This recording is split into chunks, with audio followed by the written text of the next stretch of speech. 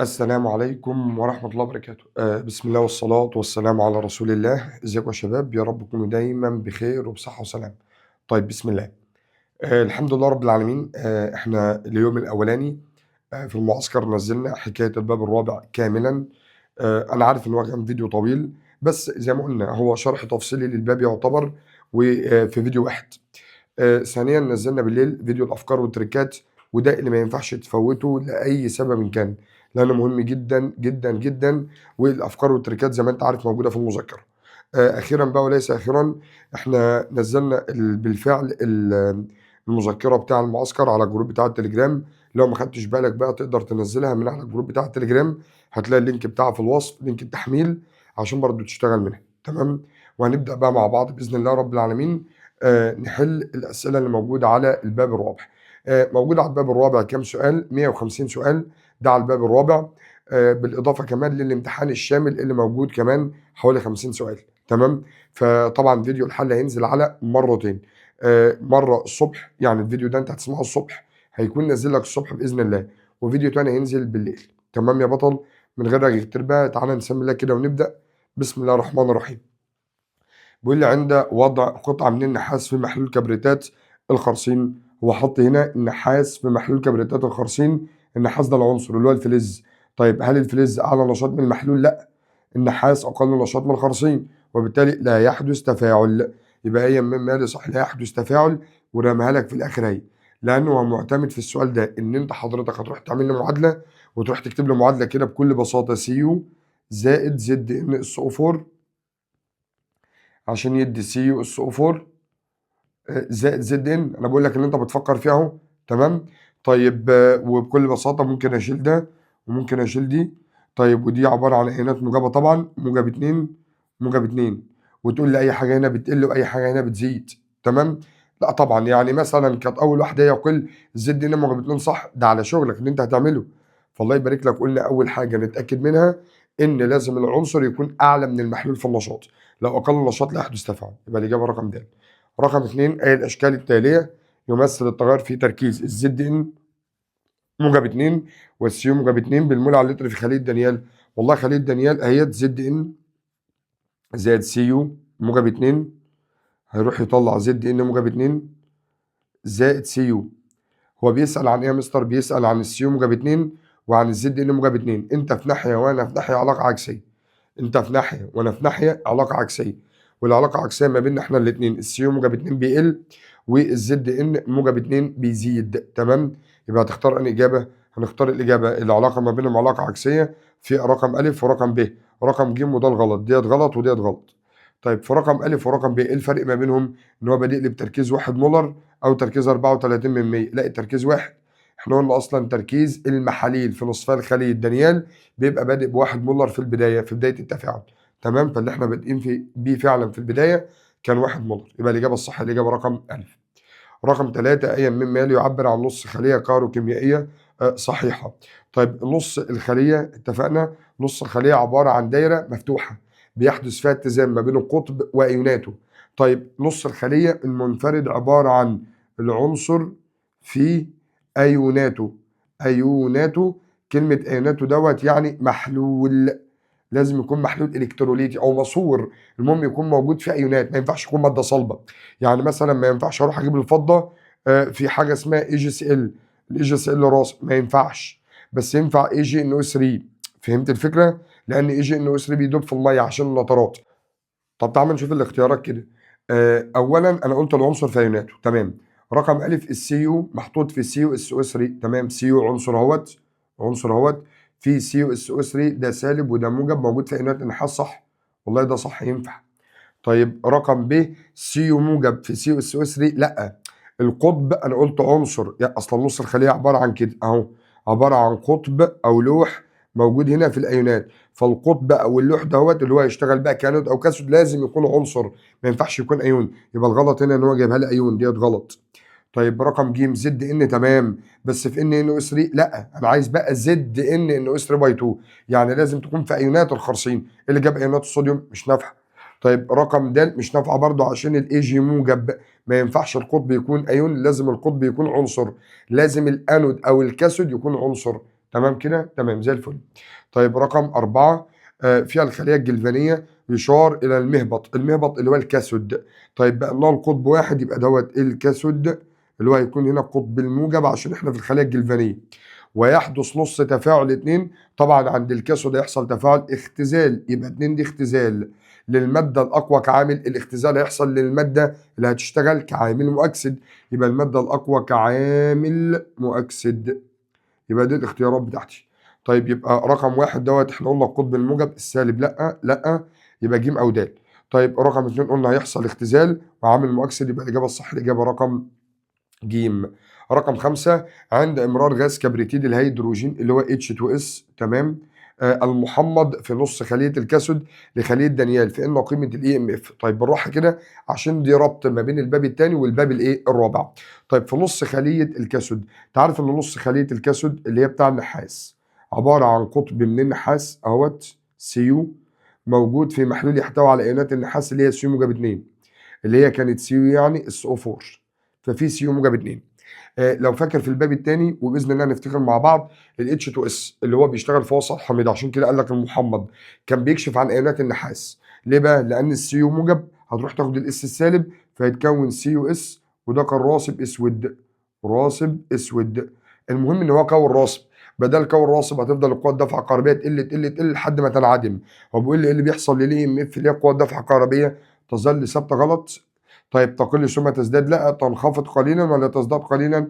خلّينا يا عم هتنخفض عشان هيتكون راسب تمام، دي أصح واحدة بالنسبة لي، بس هي المفروض هتقل لحد ما تنعدم، بس تمام هتنخفض وخلاص عشان أنا كوّنت راسب. على فكرة ده بيحصل في أي خلية بقى، لو أنت كوّنت راسب تفضل القوة الدافعة الكهربائية تقل تمام. طيب رقم 6 في خلية دانيال يمكن استبدال محلول كبريتات الصوديوم الموجود في القنطرة الملحية بأحد المحاليل الآتية ما عدا، عايز مني الغلط. احنا قلنا شرط الملح اللي انا هجيبه في القنطرة الملحية رقم 1 لازم يكون محلول، يعني لازم يكون بيدوب في المية. رقم 2 ما يتفاعلش مع نصفي الخلية، يعني ما يكونش رواسب مع نصفي الخلية. كلوريد البوتاسيوم ينفع، الKCl ينفع لأنه بيدوب في المية، عشان البوتاسيوم لما يتفك الموجب وسالب وينزل لأنصاف الخلايا مش هيكون راسب تمام، يبقى ده ينفع عادي. كلوريد الكالسيوم CaCl2 طيب والله هو كده بيدوب في المية، بس للأسف ده لما يجي يتفك الموجب وسالب الكالسيوم الموجب هيروح يمسك مع مجموعة الكبريتات غالبا يعني في نص خلية الكاثود تمام، فهيمسك مع الكبريتات هيكون CaSO4 وأنت عارف إن ده راسب مش نافع بقى تمام. تمام. هو الأيونات اللي موجودة في خلية دانيال سريعا كده ZN موجب 2 Cu موجب 2 وبعد كده SO4 سالب 2، فهو الكالسيوم هيروح يكون راسب مع الاس او 4 فده مش نافع، يبقى ما عدا رقم ب. طب تعالى نشوف الباقي ينفع ولا لا. نترات الصوديوم، استنى بس بالراحه، الصوديوم بيدوب في الميه والنترات بتدوب في الميه وانت مغمض عينيك، ده ينفع كملح في قنطره اي خليه جلفانيه. بص انا بقول ايه؟ اي خليه جلفانيه على مستواك كده، لان الملح ده اصلا بيدوب كله في الميه، فحتى لما يجي يتفك للشقين بتوعه الشقين مش هيكونوا رواسب اصلا تمام، لان شقين الملح بيدوب في الميه. فالملحوظه اللي كنا كاتبينها هنا ايه؟ لو شقي الملح بيدوبوا في الميه يبقى الملح ده يصلح للاستخدام في اي قنطره ملحيه. طيب كبريتات البوتاسيوم، البوتاسيوم كي كبريتات SO4 وهنا 2. اولا البوتاسيوم بيدوب في الميه مش هيكون رواسب، كبريتات مش هتكون رواسب اصلا لان كده موجود عادي، فكلهم ينفعوا لان كلهم محاليل وكلهم مش هيكونوا رواسب ما عدا رقم ب عشان هيكون راسب. رقم 7 في الخليه الجلفانيه الموضحه بالشكل تحتوي القنطره الملحيه على محلول نترات احد الفلزات، فان انيون النترات، انت عارف يا باشا ان النترات NO3 ده سالب يعني شحنتها سالبه. طب تمام، هو مديني اتجاه التيار الكهرباء اهوت ماشي في الاتجاه السهم اهوت قدامك، والتيار بيمشي من الانود اللي هو القطب السالب في الخلايا الجلفانيه الى الكاثود اللي هو القطب الموجب في الخلايا الجلفانيه تمام، ده اتجاه التيار الكهربي. طب النترات هي ايون سالب اسمها انيون، حتى هو قال لك ايه؟ انيون النترات. الانيون هيروح لنص خليه الانود فهينزل لنص خليه الانود، يبقى هينزل الناحيه دي كده، فهتلاقيه نازل الناحيه دي دوت NO3 سالب هينزل هنا تمام. طب بيقول لك بقى ايه؟ يحدث له استنى بقى، هو الانيون ده موجود فين؟ موجود في القنطره الملحيه هنا، هو نازل يعمل ايه؟ نازل يعادل الشحنات. الايونات بتاع القنطره الملحيه لا يحدث لها اكسده او اختزال، ما بيحصلهاش حاجه، هي نازله يعني تعادل الشحنات فقط، فهي هتنزل لنص خليه الانود عشان تعادل الشحنه الموجبه اللي موجوده. يبقى يحدث لها لا، يحدث لها لا، لا يحدث لها اكسده واختزال. يبقى الاجابه رقم ج. تاني، ايونات القنطره الملحيه او ايونات الملح اللي موجود في القنطره لا يحدث له اكسده واختزال. طيب السؤال رقم 8، للحصول على EMF ذاتية من تفاعل أكسدة واختزال يجب أن يكون ذاتية يعني تلقائي، ذاتي يعني تلقائي، وبدل تلقائي يبقى خلية جلفانية، وده الخلية الجلفانية يعني EMF بإشارة موجبة. تمام. جهد أكسدة الكاثود أكبر من جهد أكسدة الأنود. طيب أولا كده، بما إن أنا عايز خلية جلفانية يبقى الأنود وعندي كاثود. الأنود هو الأعلى نشاط، أعلى نشاط يعني أعلى جهد أكسدة، يعني أقل جهد اختزال، ده الطبيعي. تمام كده اللي احنا عايزينه في الخلايا الجلفانية. طيب هنا بقى الكاثود أقل نشاط يعني أقل جهد أكسدة يعني أعلى جهد اختزال. تمام كده. الكلام ده طبعا هيتعكس لو كان عايز خلية غير ذاتية غير تلقائية تحليلية يعني MF بإشارة سالبة، ولكن ده اللي احنا عايزينه في الخلية بتاعتنا دلوقتي. بيقول لي جهد أكسدة الكاثود، والله جهد أكسدة الكاثود أقل مش أكبر بقى، يبقى ديت غلط. طيب جهد اختزال الأنود أكبر، غلط، جهد اختزال الكاثود هو الأكبر. جهد أكسدة الكاثود أقل، تمام، يبقى الإجابة رقم ج. جهد أكسدة الكاثود يساوي، لا طبعا لو يساوي الاتنين مع بعض يساوي، يبقى الفرق ما بينهم بصفر، وبدل الفرق بصفر يبقى ما فيش أصلا EMF، يبقى الEMF ساعتها بصفر. تمام. طيب رقم 9، خلية جلفانية قطبها النيكل والرصاص، واتجاه انحراف مؤشر الفولتميتر، اتجاه انحراف المؤشر هو نفسه اتجاه التيار، فيها باتجاه قطب الرصاص يعني رايح لقطب الرصاص كده، هو اللي هو الBB، يبقى هنا النيكل. انتوا عارفين التيار ماشي منين اللي فهم؟ من الانود للكاثود، يبقى النيكل انود وده طبعا كاثود. جميل. طيب في أي العبارات التالية تمثل ما يمكن أن يحدث في هذه الخلية؟ التغير في كتلة الفلز، والله النيكل أنود أكسدة تآكل كتلته هتقل، أما الرصاص كتلته هتزيد. كتلة الرصاص تزداد، صح. كتلة النيكل تقل، صح. كتلة الرصاص تقل، لا. كتلة النيكل تزداد، لا. تمام. يبقى فاضل لي ألف وب. تركيز الأيونات بمرور الوقت أو تركيز أيوناته اللي هي أيونات الفلز، أيوناته اللي هي عايدة على الفلز. تمام. والله إحنا قلنا كتلة الرصاص تزداد تركيز أيوناته هيقل. تمام. هنا كتلة النيكل تقل بس تركيز ايوناته هيزداد، لأن الكتلة عكس الأيونات. ليه؟ لأن أنا باخد الكتلة أحولها أيونات، أو العكس باخد الأيونات أحولها لكتلة، فواحد بيقل والتاني بيزيد. تمام. رقم 10، فيها التفاعل التالي الذي يحدث في إحدى الخلايا الجلفانية. ماشي. أيا مما يلي صحيح. السي 2 داخلة لوحدها يبقى بصفر، الاس ان لوحدها بصفر، السي اللي داخل خرج بسالب، من صفر لسالب قل يبقى اختزال. طيب هنا داخل بصفر خارج بموجب 2 زاد يبقى أكسدة.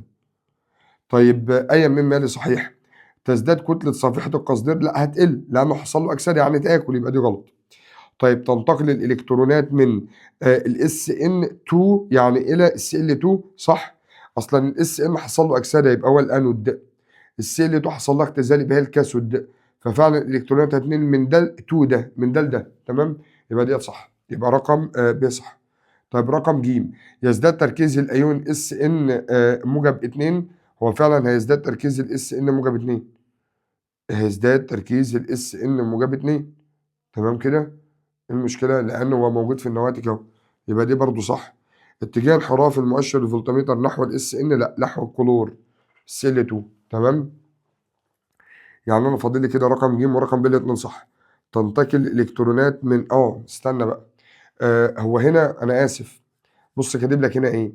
الاجابه الصح هي الاجابه رقم ج. تعالى بقى لما نقول حتى اللي هي رقم ب دي تاني، بيقول لك تنتقل الالكترونات من السي ال 2، هو جايب السي ال 2 بعد كلمه من السي ال 2 تو، او خلينا هو مش هيجيب لك كلمه تو دي الى وخلاص، يبقى تنتقل من السي ال 2 الى الاس ان، لا غلط، لان السي ال 2 حصل لها اختزال فهي الكاثود ودوت الانود، الالكترونات مش هتتنقل من الكاثود للانود. تمام. عشان هو هنا في كلمه من، خلاص يبقى سيبك من كلمه تو ديت وهتبقى الى، يبقى الاجابه رقم ب غلط، الاجابه رقم ج هي اللي صح.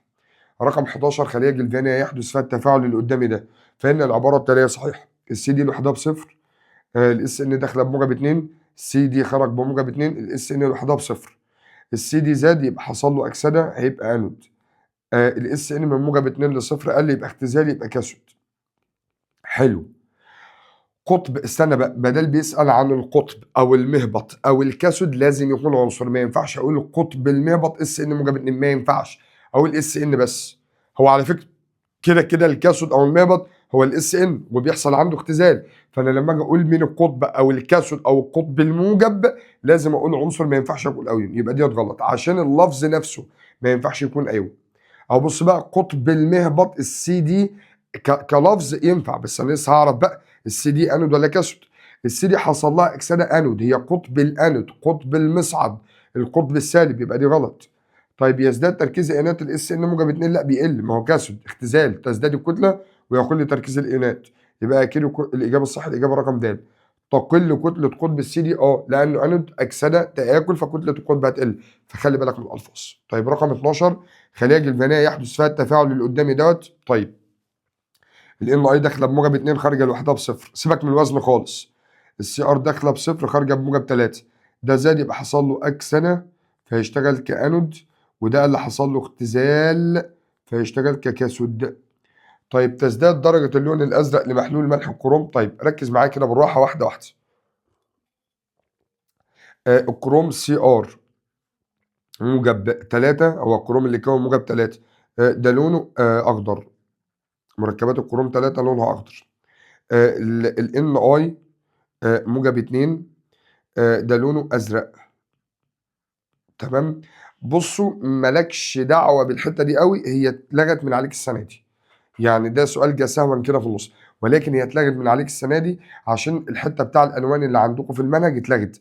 فبص عشان ما توجعش دماغك بلاش السؤال ده، مش عليك، هو مش عليك، ما بقاش موجود عليك اصلا. يعني الخاصيه بتاعه تعدد الالوان دي اتشالت اصلا من السنه اللي فاتت من الباب الاولاني، فده سؤال جه سهوا كده. تمام. طيب رقم 13 بقى، في الخلايا الجلفانيه التي يحدث فيها التفاعل الاتي. ماشي. السيو موجب 2 هتتحول لسيو صفر، من موجب 2 لصفر قال لي يبقى اختزال، يبقى ده يحصل لها اختزال. السي داخله لوحدها بصفر خرجت بموجب 2 يبقى اكسده. اي مما ده صحيح. تتحرك الايونات نحو، هو بيقول لي تتحرك الايونات نحو وتتحرك الالكترونات نحو. طيب اولا خلينا في الالكترونات الاول. تتحرك الالكترونات نحو، والله الالكترونات راحه للقطب، لانها بص كده انا عندي قطب اهوت وعنده قطب اهوت. تمام. الالكترونات بتتحرك كده نحو الاقطاب خلال السلك الخارجي، خلال الدائره الخارجيه من الانود للكاثود. اما الايونات تتحرك الى انصاف الخلايا خلال القنطره الملحيه اللي بتبقى موجوده في النص. تمام. يبقى الايونات خلال انصاف الخلايا، اما الالكترونات يمه الاقطاب نص الخلايا لا. طيب القطب بقى، هو هتمشي منين الالكترونات؟ من الانود للكاثود، يعني من الاكسده للاختزال، يعني من الكدم من النحاس، يبقى راح القطب النحاس، يبقى نحو قطب النحاس، يبقى فاضل لي ج او د. تمام كده. تمام. طب هنا تتحرك الايونات نحو قطب، نص خليه الكدم ولا نص خليه النحاس؟ ده هي الانيونات، انيونات مش ايونات، الانيونات. الانيونات. طيب الانيونات اللي هي الايونات السالبه، الايونات السالبه هتروح نص خليه الانود اللي هو نص خليه الكادميوم، يبقى الاجابه رقم ج. معلش طبعا في الاخطاء المطبعيه اللي موجوده هنا ديت اديني بصلحها لك وانا ماشي اهو، بس والله عشان احنا عملنا برضو المذكره بسرعه شويه، فده معلش خارج ارادتنا يعني. تمام. تمام، وانا برضو بصحح لك الحاجات اللي احنا محتاجينها يعني. رقم 14 التفاعل الحادث في نص خليه الخرسين المنفرد. المنفرد تحط تحتها مليون خط.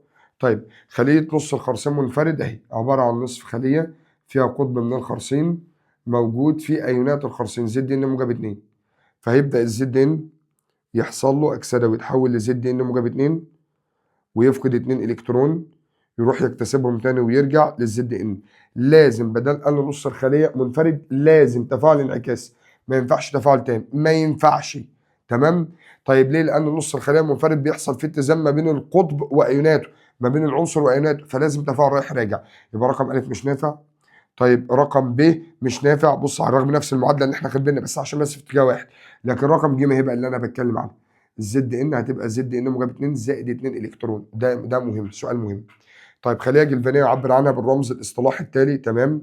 فاذا علمت ان جهد الاختزال القياسي للنحاس، ده جهد الاختزال بتاع النحاس اهو، فان جميع العبارات الاتيه صحيحه ما عدا. تمام. هو لو لاحظت كده هو جايب الرمز الاصطلاحي، احنا اتفقنا اللي بيتكتب في الاول في الرمز الاصطلاحي الانود، يبقى الهيدروجين هنا الانود والباشا دوت الكاثود.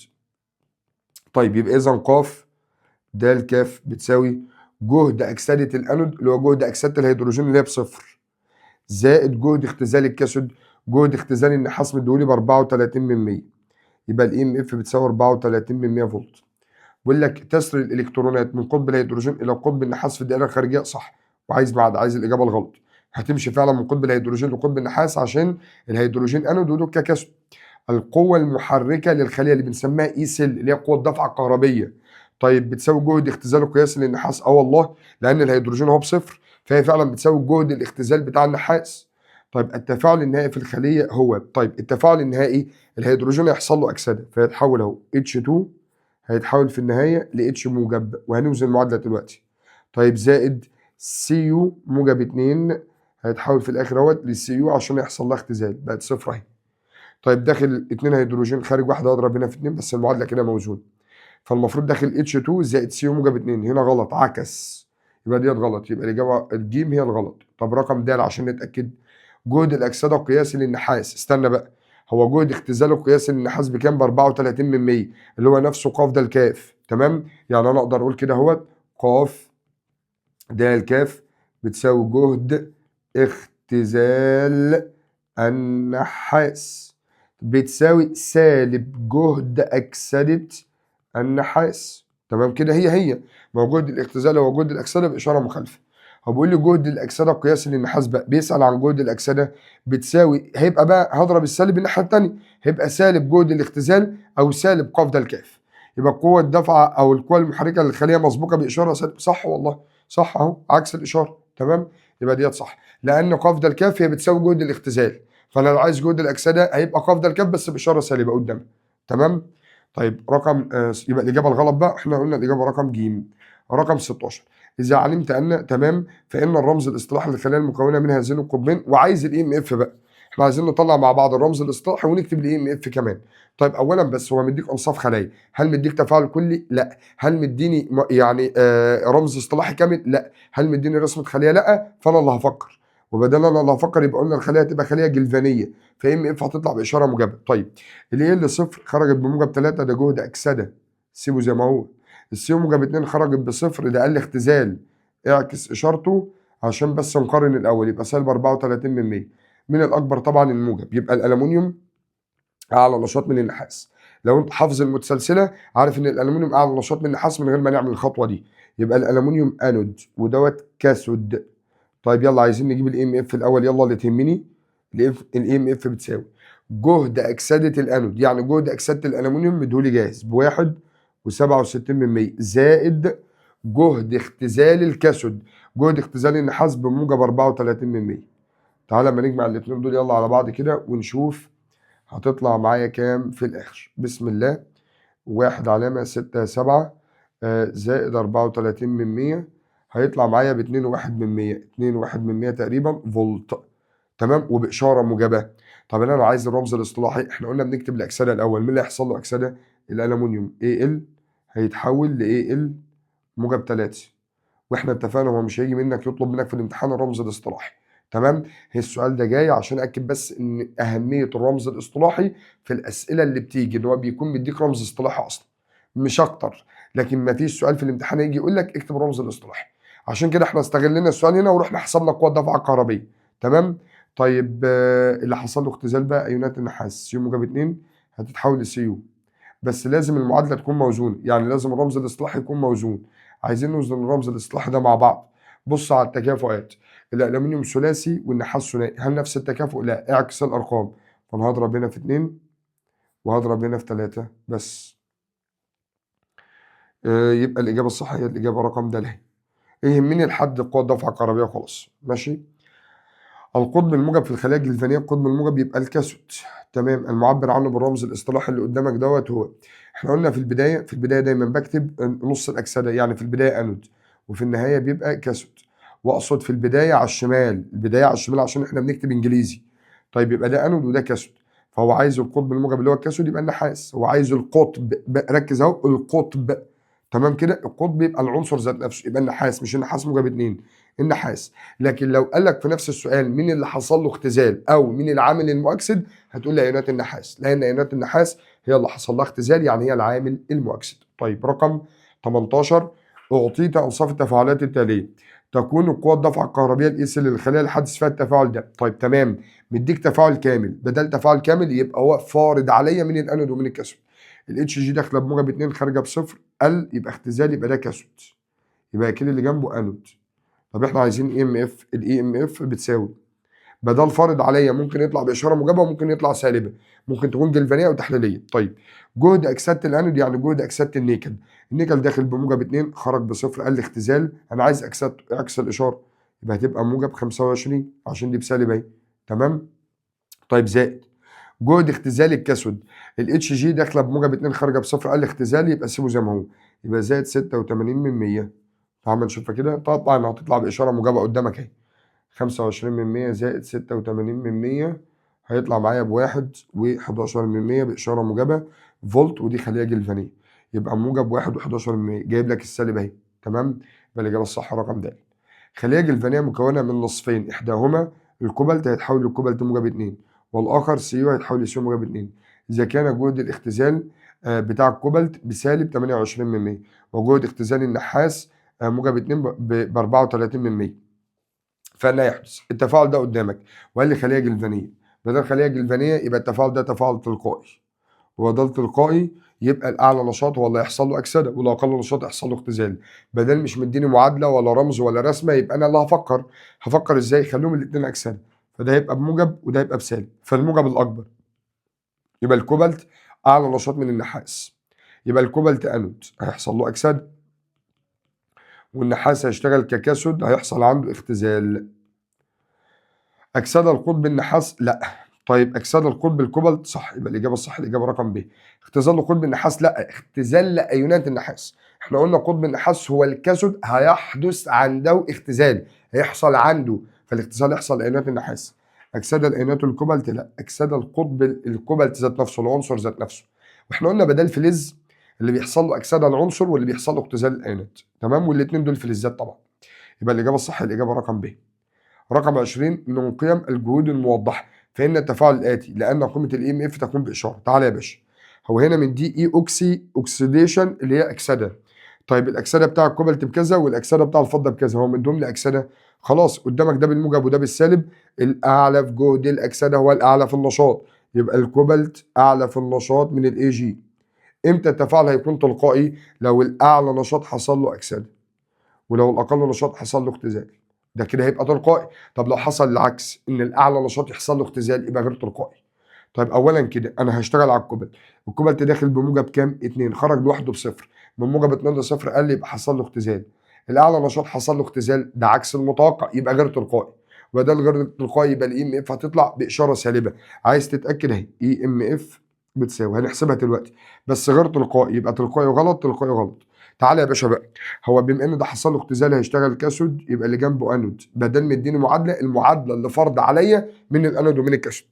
الانود اللي هو الاي جي احنا عايزين جهد اكسدته بسالب 8 من 10 اهي، مديهولي في الجنب، زائد جهد اختزال الكاثود، هو مديني جهد اكسدته الكوبالت، هات جهد اختزال اعكس الاشاره، يبقى بسالب 28 من 100، اقفل القوس.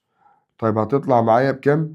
بسالب 1.8 من 100، بسالب اهي بإشارة سالبة، يبقى تطلع بإشارة كده كده الغير تلقائي بإشارة سالبة. الدليل كمان عن هو بإشارة سالبة تروح تحسب قوة الدفعة الكهربية. تمام كده؟ يعني الدليل إن التفاعل أصلا يكون تفاعل غير تلقائي، إن أنت لما تروح تحسب قوة الدفعة الكهربية بتاعته هتلاقي بإشارة سالبة. تمام يا باشا؟ تمام زي الفل. رقم 21 بيقول لي في الخلايا التي قطبها الحديد والقصدير إذا علمت أن، فهي مما لا يعد صحيح. نفس الكلام، مش مديني معادلة كاملة ولا رمز اصطلاحي كامل ولا رسمة خلية، يبقى أنا هبدأ أحسب أشوف مين الأعلى نشاط ومين الأقل عشان أعرف مين اللي يشتغل أنود ومين اللي يشتغل كاثود. طيب الحديد داخل بصفر خرج بموجب 2 زائد، يبقى ده جهد أكسدة، سيبه زي ما هو. قصدير داخل بموجب 2 خرج بصفر قال لي اختزال، يبقى نغير الإشارة بس عشان نشوف مين الأعلى في النشاط، فيبقى بسالب علامة 1 5 0. تمام جدا. طيب مين الأعلى في النشاط قدامك؟ أكيد الموجب اللي هو الحديد، يبقى إذا الحديد أعلى نشاط من القصدير اللي هو اس ان. تمام.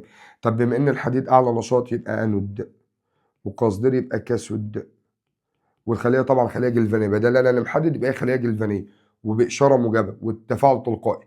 الحديد أنود والتفاعل تلقائي صح، يبقى رقم ألف على طول أهي. طب الحديد كاسود لا. القصدير انود لا. القصدير كاسود تمام. والتفاعل غير تلقائي لا. هو التفاعل تلقائي. 22 الجهد القياسي لخلية تم عملها من قطب الكادميوم المغمور في محلول 1 مولر من نترات الكادميوم وقطب الكروم المغمور في 1 مولر من نترات الكروم، علما بأن تمام. هو بيقول لك الجهد القياسي للخلية اللي هو الاي سيل اللي بنسميه جهد الخلية اللي هي الاي ام اف، قوة الدفعة الكهربية يعني.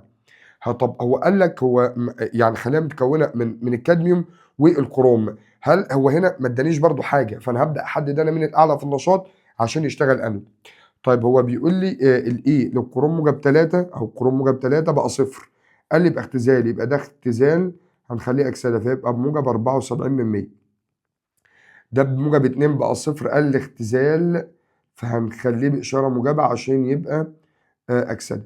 خليتهم الاثنين اكسده، مين الاكتر 40% ولا 74؟ 74%. يبقى اذا الكروم اعلى في النشاط من الكادميوم، يبقى الكروم انود والباشا ده كاثود. طب بما ان ده انود محتاجين جهد اكسدته، يلا يبقى الاي ام اف بتساوي، بالمناسبه بدل مش مديني زي ما قلت لك ولا معادله ولا رمز، انا شوف انا بكرر الكلام ده كام مره، ده بدل مش مديك ولا معادله كامله ولا رمز اصطلاحي كامل ولا رسمه خليه، يبقى الاي ام اف هتطلع باشاره موجبه، يبقى انا هستبعد رقم ب وده الاصل، فاضل الف وج. هقول اي ام اف بتساوي جهد اكسده الانود اللي هو الكروم، جهد اكسده الكروم بكام؟ اكسدته اللي احنا طلعناه بقى بالاحمر ده 74%، زائد جهد اختزال الكاثود. جهد اختزال الكاثود اللي هو الكادميوم اللي هو بالاسود اللي هو سالب 40%، بس بتساوي هيطلع في الاخر بموجب 34%، يبقى الاجابه رقم ج. طيب رقم 23 في التفاعل الحادث في الخليه اذا علمت. طب تمام، هو مديني تفاعل اهو، بدل في تفاعل يبقى هو محدد من الانود ومن الكاثود. النيكل داخل بصفر خرج بموجب 2، يبقى النيكل انود والاي جي كاثود، من غير ما اعرف مين الاعلى في النشاط اهو، بدل ما اديني معادله. طيب انا عايز في اي الاختيارات طريقه صحيحه، عايز الخليه دي جلفانيه ولا تحليليه، والاي ام اف بكام؟ تعال نحسب يلا الاي ام اف. الاي ام اف بتساوي جهد اكسده الانود من الانود النيكل، عايزين جهد اكسدته داخل بصفر خارج بموجب 2 زائد اكسده، يبقى ده جهد اكسده هنعوض بيه على طول 23% زائد الفضه كاثود، فانا محتاج جهد اختزالها، الاي جي داخله بموجب خارجه بصفر، فعلا ده جهد اختزالي يبقى زائد 8 من 10، هيطلع معاك بواحد و3 من 100 باشاره موجبه. بدل اشاره موجبه يبقى التفاعل تلقائي، يبقى خليه جلفانيه تمام. خليه الكتروليتيه لا، الكتروليتيه لا، جلفانيه، والاي ام اف باشاره موجبه اللي هي 1.3 من 100، يبقى الاجابه رقم ب. 24 من دراسه جهود الاختزال للعناصر الموضحه بالجدول اي التفاعلات الاتيه تحدث تلقائيا. احنا قلنا تلقائي الاعلى نشاط يحدث له اكسده اللي هو الطبيعي، تمام كده تمام. طيب الجهود اللي هو مديها لك، هو قال لك انا مديك جهود ايه في السؤال؟ مديك جهود اختزال، خليها كلها اكسده يلا، خليها كلها اكسده، يبقى ده موجب ده موجب ده موجب ده موجب. فين اكبر رقم؟ اكبر رقم الان ايه، وبعد هم مترتبين، بعد كده السي ار وبعد كده الان اي وبعد كده البي بي. تعالى بقى في رقم الف، مين الاعلى نشاط الصوديوم ولا النيكل؟ الصوديوم. فالصوديوم المفروض يحصل له اكسده عشان يبقى تلقائي، الصوديوم داخل بموجب 1 خرج بصفر لوحده اهو، كده حصل له اختزال غلط، يبقى ده غير تلقائي، يبقى دي مش نافعه. طب رقم ب، مين الاعلى النيكل ولا الرصاص؟ لا النيكل اعلى نشاط، النيكل داخل لوحده بصفر خرج بموجب 2 زائد اكسده، خلاص يبقى هي دي اللي صح، ده اللي تلقائي. تعال نكمل الباقي. الكروم والنيكل، مين الاعلى الكروم ولا النيكل؟ قال لي الكروم اعلى نشاط، يبقى الكروم يحصل له اكسده، الكروم داخل بموجب 3 اهوت خرج لوحده بصفر، من 3 ل0 قال لي اختزال، يبقى كده غير تلقائي بقى عكس المتوقع. طيب رقم د، الصوديوم والكروم، الصوديوم والكروم من الاعلى في النشاط، الصوديوم اعلى نشاط، بدل الصوديوم اعلى نشاط المفروض يحصل له اكسده، الصوديوم داخل بموجب 1 خارج لوحده بصفر، من موجب ل0 قال لي يبقى اختزال، هو كده عكس المتوقع يبقى غير تلقائي، يبقى دول كلهم غير تلقائي. واديك عرفت برضو امتى التفاعل يكون غير تلقائي، عشان هو لو جاي لك صيغه السؤال وقال لك انا عايز التفاعل غير تلقائي يبقى انت عارف انت هتعمل ايه، تمام. طيب رقم 25 اذا تفاعل فلز اكس مع حمض الاتش سي ال طبقا للمعادله اللي قدامي دي تكون قيمه جهد اختزال العنصر اكس تساوي. طيب هو بيقول لك اذا تفاعل الفلز اكس، الاكس اتفاعل مع الاتش، بعد ما الاكس اتفاعل يبقى الاكس اعلى نشاط، يعني اعلى في جهد الاكسده. لما الهيدروجين هنا في المتسلسله هو هيدروجين قياسي، يعني جهده بصفر، طب ده اعلى منه في جهد الاكسده، يبقى جهد اكسدته بالموجب اهو الاكسده بتاعته بالموجب وجهد اختزاله بالسالب، يبقى اذا هو اعلى من الهيدروجين في جهد الاكسده واقل منه في جهد الاختزال. تمام، لان الهيدروجين في الحالتين هو بصفر. طيب فقلنا بيقول لك بقى تكون قيمه جهد اختزال العنصر اكس، لا جهد اختزاله بالسالب والسالب اقل من الصفر يبقى اقل من الهيدروجين. يبقى الاجابه الصح الاجابه رقم ب. امتى اختار اكبر من الهيدروجين؟ لو كان بيسال عن جهد الايه الاكسده. تمام تمام زي الفل. طيب رقم 26 أي مما لا يدل على صورة متأكسدة للعنصر. الصورة المتأكسدة للعنصر والله لو فلز، أولا يعني إيه الصورة المتأكسدة؟ اللي هي الناتجة من الأكسدة. جميل. طب الناتجة من تفاعل الأكسدة لو كان فلز، ناتج أكسدة الفلز أيون زي الصوديوم Na هيتحول ل Na موجب، ناتج الأكسدة Na موجب. يبقى لو كان العنصر ده فلز يبقى ناتج الأكسدة هو أيون، لو كان لا فلز يبقى ناتج الأكسدة ذرة. ليه؟ أهو كلور Cl سالب هيطلع Cl صفر، من سالب لصفر زائد يبقى أكسدة. يبقى لو كان فلز يبقى الناتج بتاع الأكسدة أيون، لو كان لا فلز يبقى ذرة. طيب تعالى نشتغل الأول ونختار. الزد ان والنحاس والسي ال والهيدروجين، اولا الاثنين ده هم الف وجيم، الاثنين دول اصلا ايه؟ الاثنين دول فلزات. فناتج الاكسده، ناتج الاكسده لازم يكون ايون. الزد ان ما ينفعش، هو بيقول اي مما لا يدل يبقى رقم الف.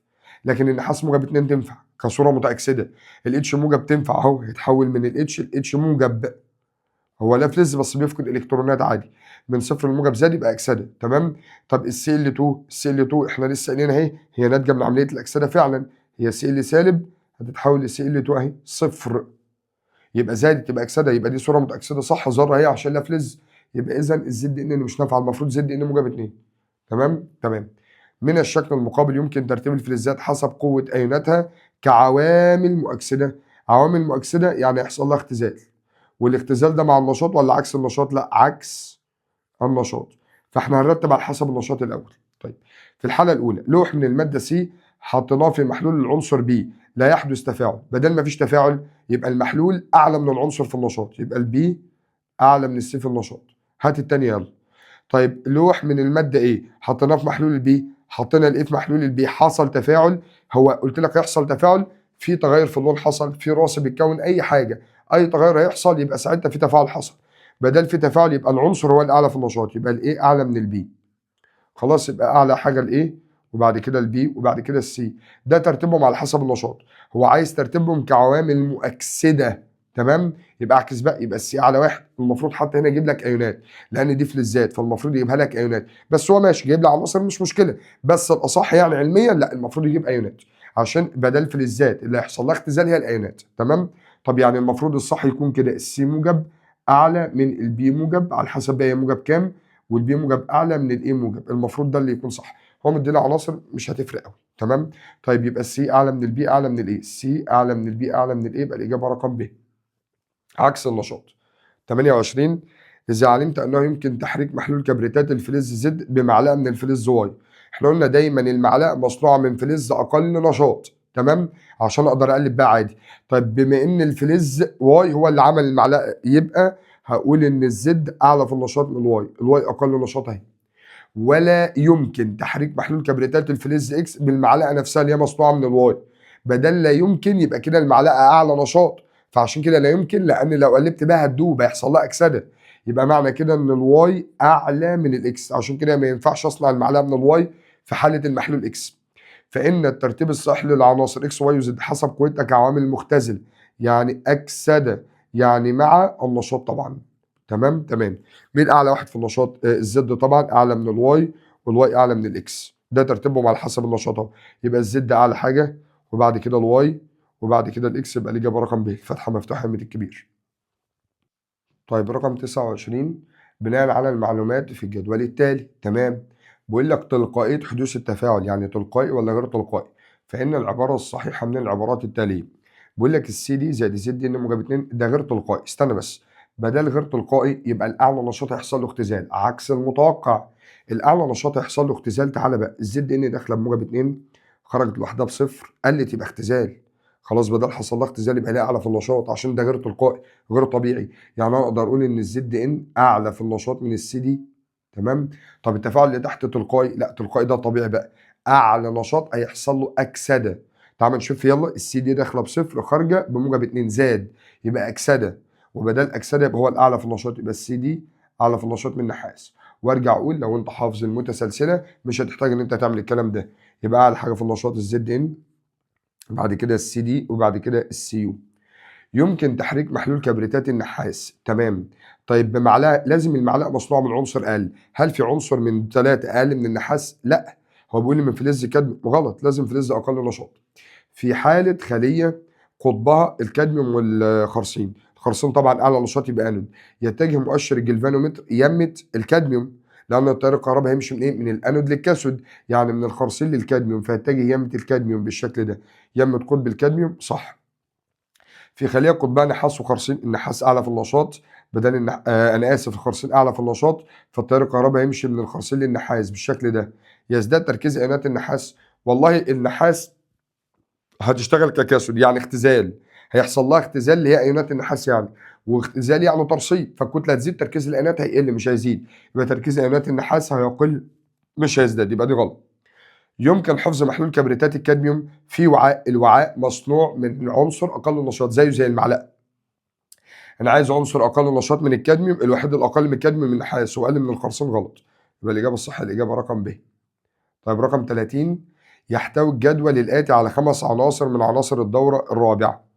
طيب الرمز الافتراضي للعنصر بعد حالات التاكسد عدد الالكترونات المفرده في ال 3 دي في الحاله العنصريه، هو عنصر يعني. طيب الاكس بيدي موجب 1 وموجب 2، مفيش غيره النحاس.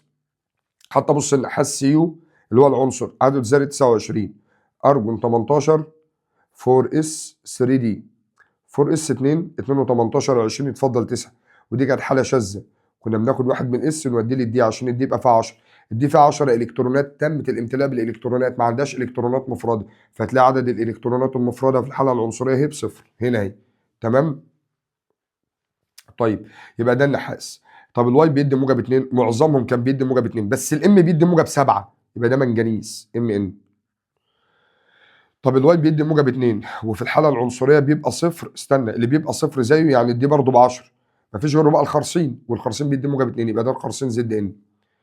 طيب ده ربط برضه ما بين الباب الرابع والباب الاولاني. الزد بيدي موجب 3 وفي الحاله العنصريه عنده الكترون واحد، عنده الكترون واحد فين؟ في ال 3 دي، 3 دي فيها الكترون واحد في الحاله العنصريه، عدد يبقى ما فيش غيره السكنديوم، اصلا في الحاله العنصريه ما ينفعش دي يكون فيها 9، حاله شاذه زي بتاع النحاس، لكن السكنديوم بقى دي فيها واحد، باربعه اس 2 3 دي واحد، السكنديوم، حتى السكنديوم بيدي موجب 3 مره واحده، يبقى ده السكنديوم اس سي. تعال نشوف يلا الدبليو، عنده 4 الكترونات مفرده في الحاله العنصريه، ده الحديد ما فيش غيره برضه، لان الدي يا اما هيبقى فيها 4 يا اما هيبقى فيها 6، ما ينفعش الدي يكون فيها 4 في الحاله العنصريه عشان دي حاله شاذه، هاخد واحد من الدي اوديه للاس، لكن ينفع يكون فيها 6 عادي، ويبقى عندها 4 الكترونات مفرده اهو، لان الدي 5 اوربيتالات، فهوزع فرادة فرادة فرادة فرادة فرادة، وبعد كده ازدواج، ادي الست الكترونات، فهتفضل 4 فرادة قدامك اهم، يبقى الدبليو ده الحديد اف اي. مستعينا او مستفيدا من المعطيات الوارده بالجدول، ايه العبارات الاتيه غير صحيحه؟ عايز الاجابه الغلط، ماشي. العنصر دبليو اللي هو الحديد جميع مركباته ملونه في محاللها المائيه، ماشي صح. بص كده، عناصر المجموعه الثامنه، عناصر المجموعه الثامنه اللي هم الحديد والكوبالت والنيكل، حديد كوبالت نيكل، حديد كوبالت نيكل، كلهم مواد بارة وملونة. يعني أنا قلت خاصية الألوان دي اتلغت من عليك، فممكن أقول جميع مركباته بارة، صح، تمام، يعني بقول لك لفظ موجود عندك بقى السنة دي، فديت الأولانية صح. طيب يمكن لأيون العنصر دبليو أكسدة العنصر واي، هو مين أعلى واحد فيهم في النشاط؟ استنى، يمكن لأيون العنصر دبليو، العنصر دبليو اللي هو الحديد، أكسدة العنصر واي اللي هو الخرسين، هو مين أعلى في النشاط؟ الخرسين، يعني أنا لو عايز أجي أرتبهم كده، السكنديوم أعلى واحد فيهم، استنى كده ثانية واحدة، من خرسين وقراب، يبقى المنجنيز بعد كده الخرسين، وبعد كده الحديد، وبعد كده السيو، ده من المتسلسلة يعني، تمام. طيب ركز بقى معايا، هو بيقول لي يمكن لأيون الدبليو، الدبليو اللي هو الحديد، تمام، أكسدة العنصر واي، العنصر واي اللي هو مين؟ الواي اللي هو الخرسين صح. اللي فوق بيختزل ايون اللي تحت، وايون اللي تحت بيأكسد اللي فوق، ففعلا ايون الحديد اكسد الخرسين صح. عند تكون خليه جلفانيه ما بيننا احنا الاثنين صح، ديت صح، رقم ب صح.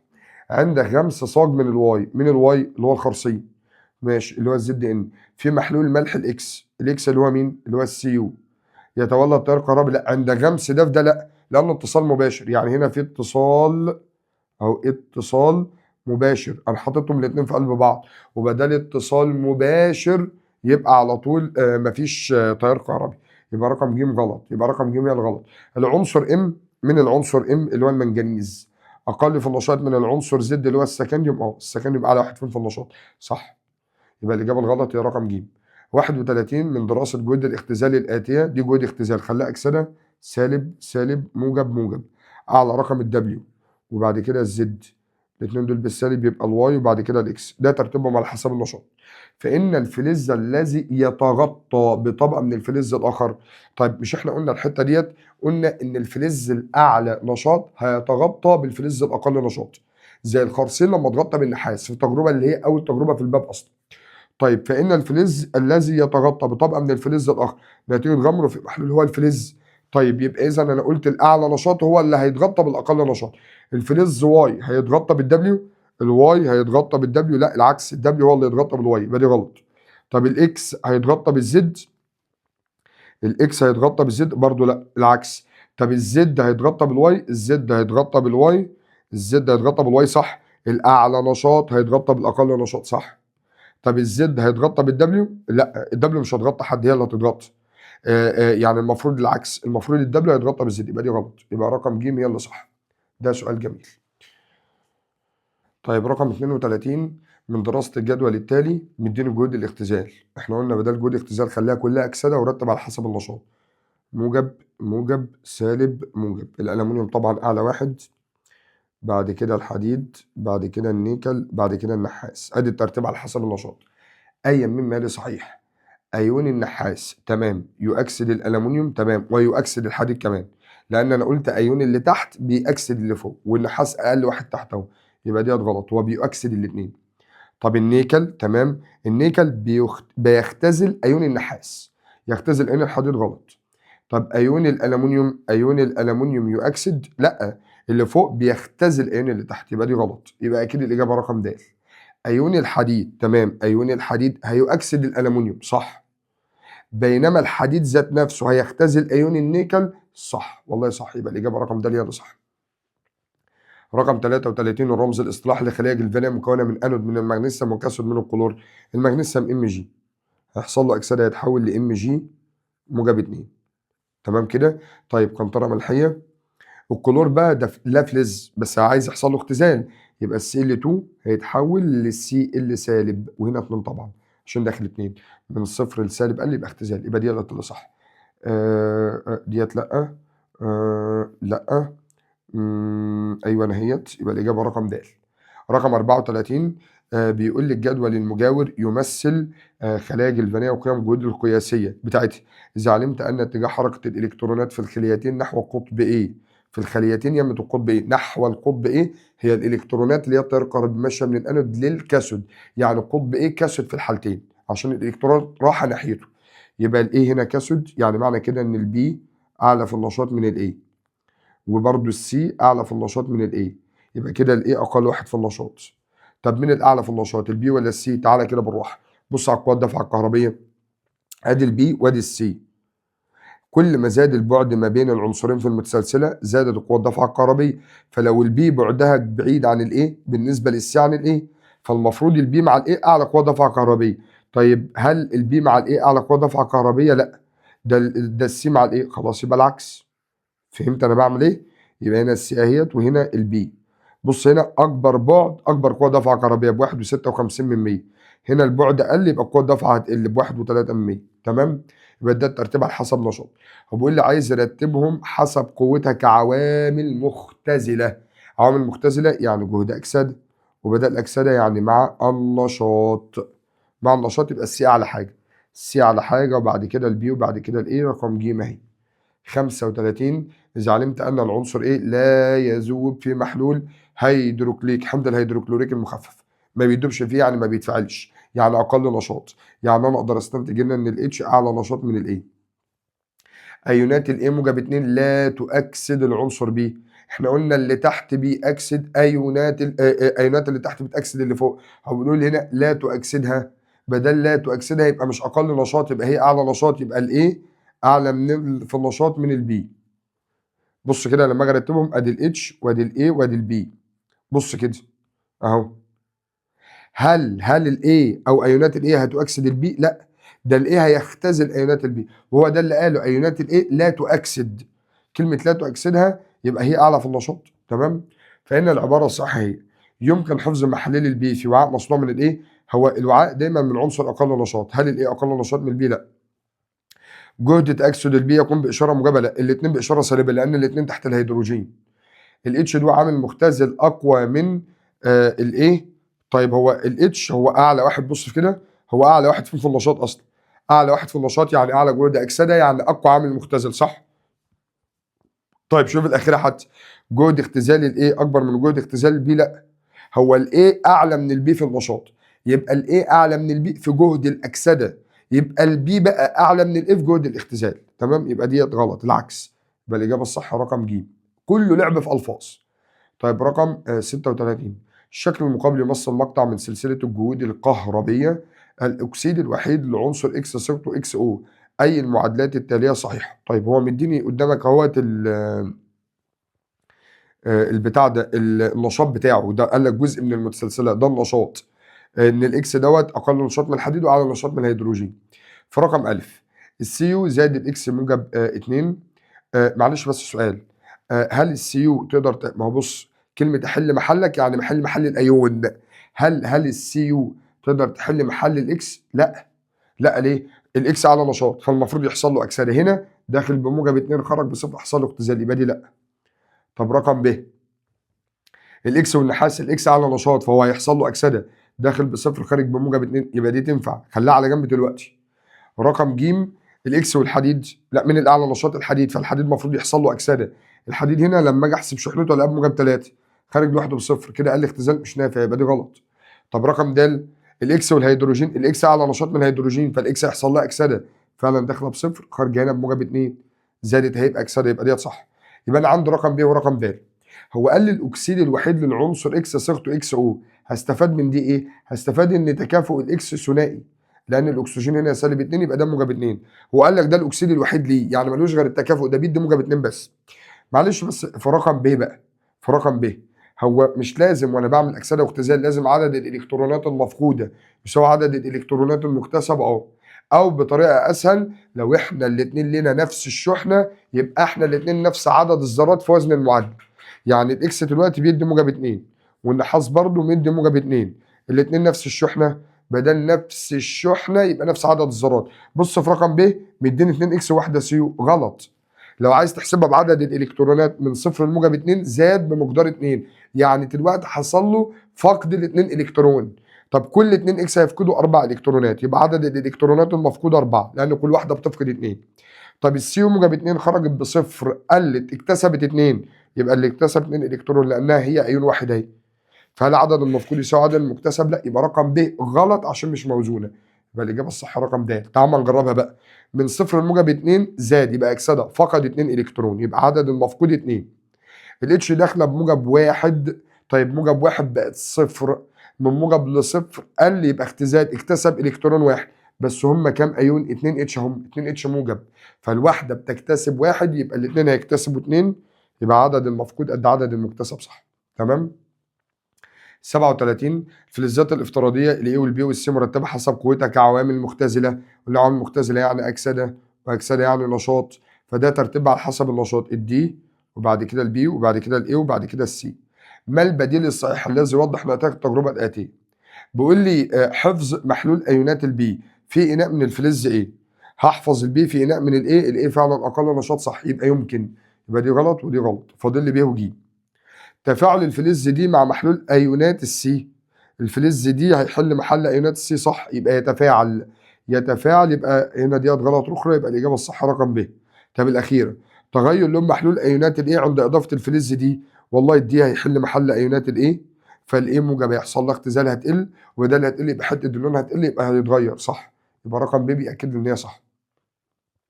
38 بيقول لي من الشكل المقابل يمكن استنتاج ترتيب العناصر الفلزيه حسب قوه ايوناتها كعوامل مؤكسده كالتالي. سيبك من الكلام ده، عايزين بس نقول ترتيبهم على حسب النشاط. بيقول لي انا حاطط قطعه من العنصر بي في النص كده، في قطعه من العنصر بي، هنا محلول العنصر ايه اهو، حاطط هنا محلول من العنصر ايه. طيب قطعه من يتغير لون المحلول يعني حصل تفاعل، بدل حصل تفاعل يبقى العنصر اعلى في النشاط من المحلول، يبقى البي اعلى من الايه في النشاط اهو، البي اعلى من الايه في النشاط. طب اناء حفظ مصنوع من السي، بدل اناء حفظ مصنوع من السي يبقى السي اقل نشاط على طول، يبقى الايه اعلى في النشاط من السي، يبقى البي اعلى من الاي والاي اعلى من السي، فالترتيب كده بي اي سي، ده ترتيبهم على حسب النشاط.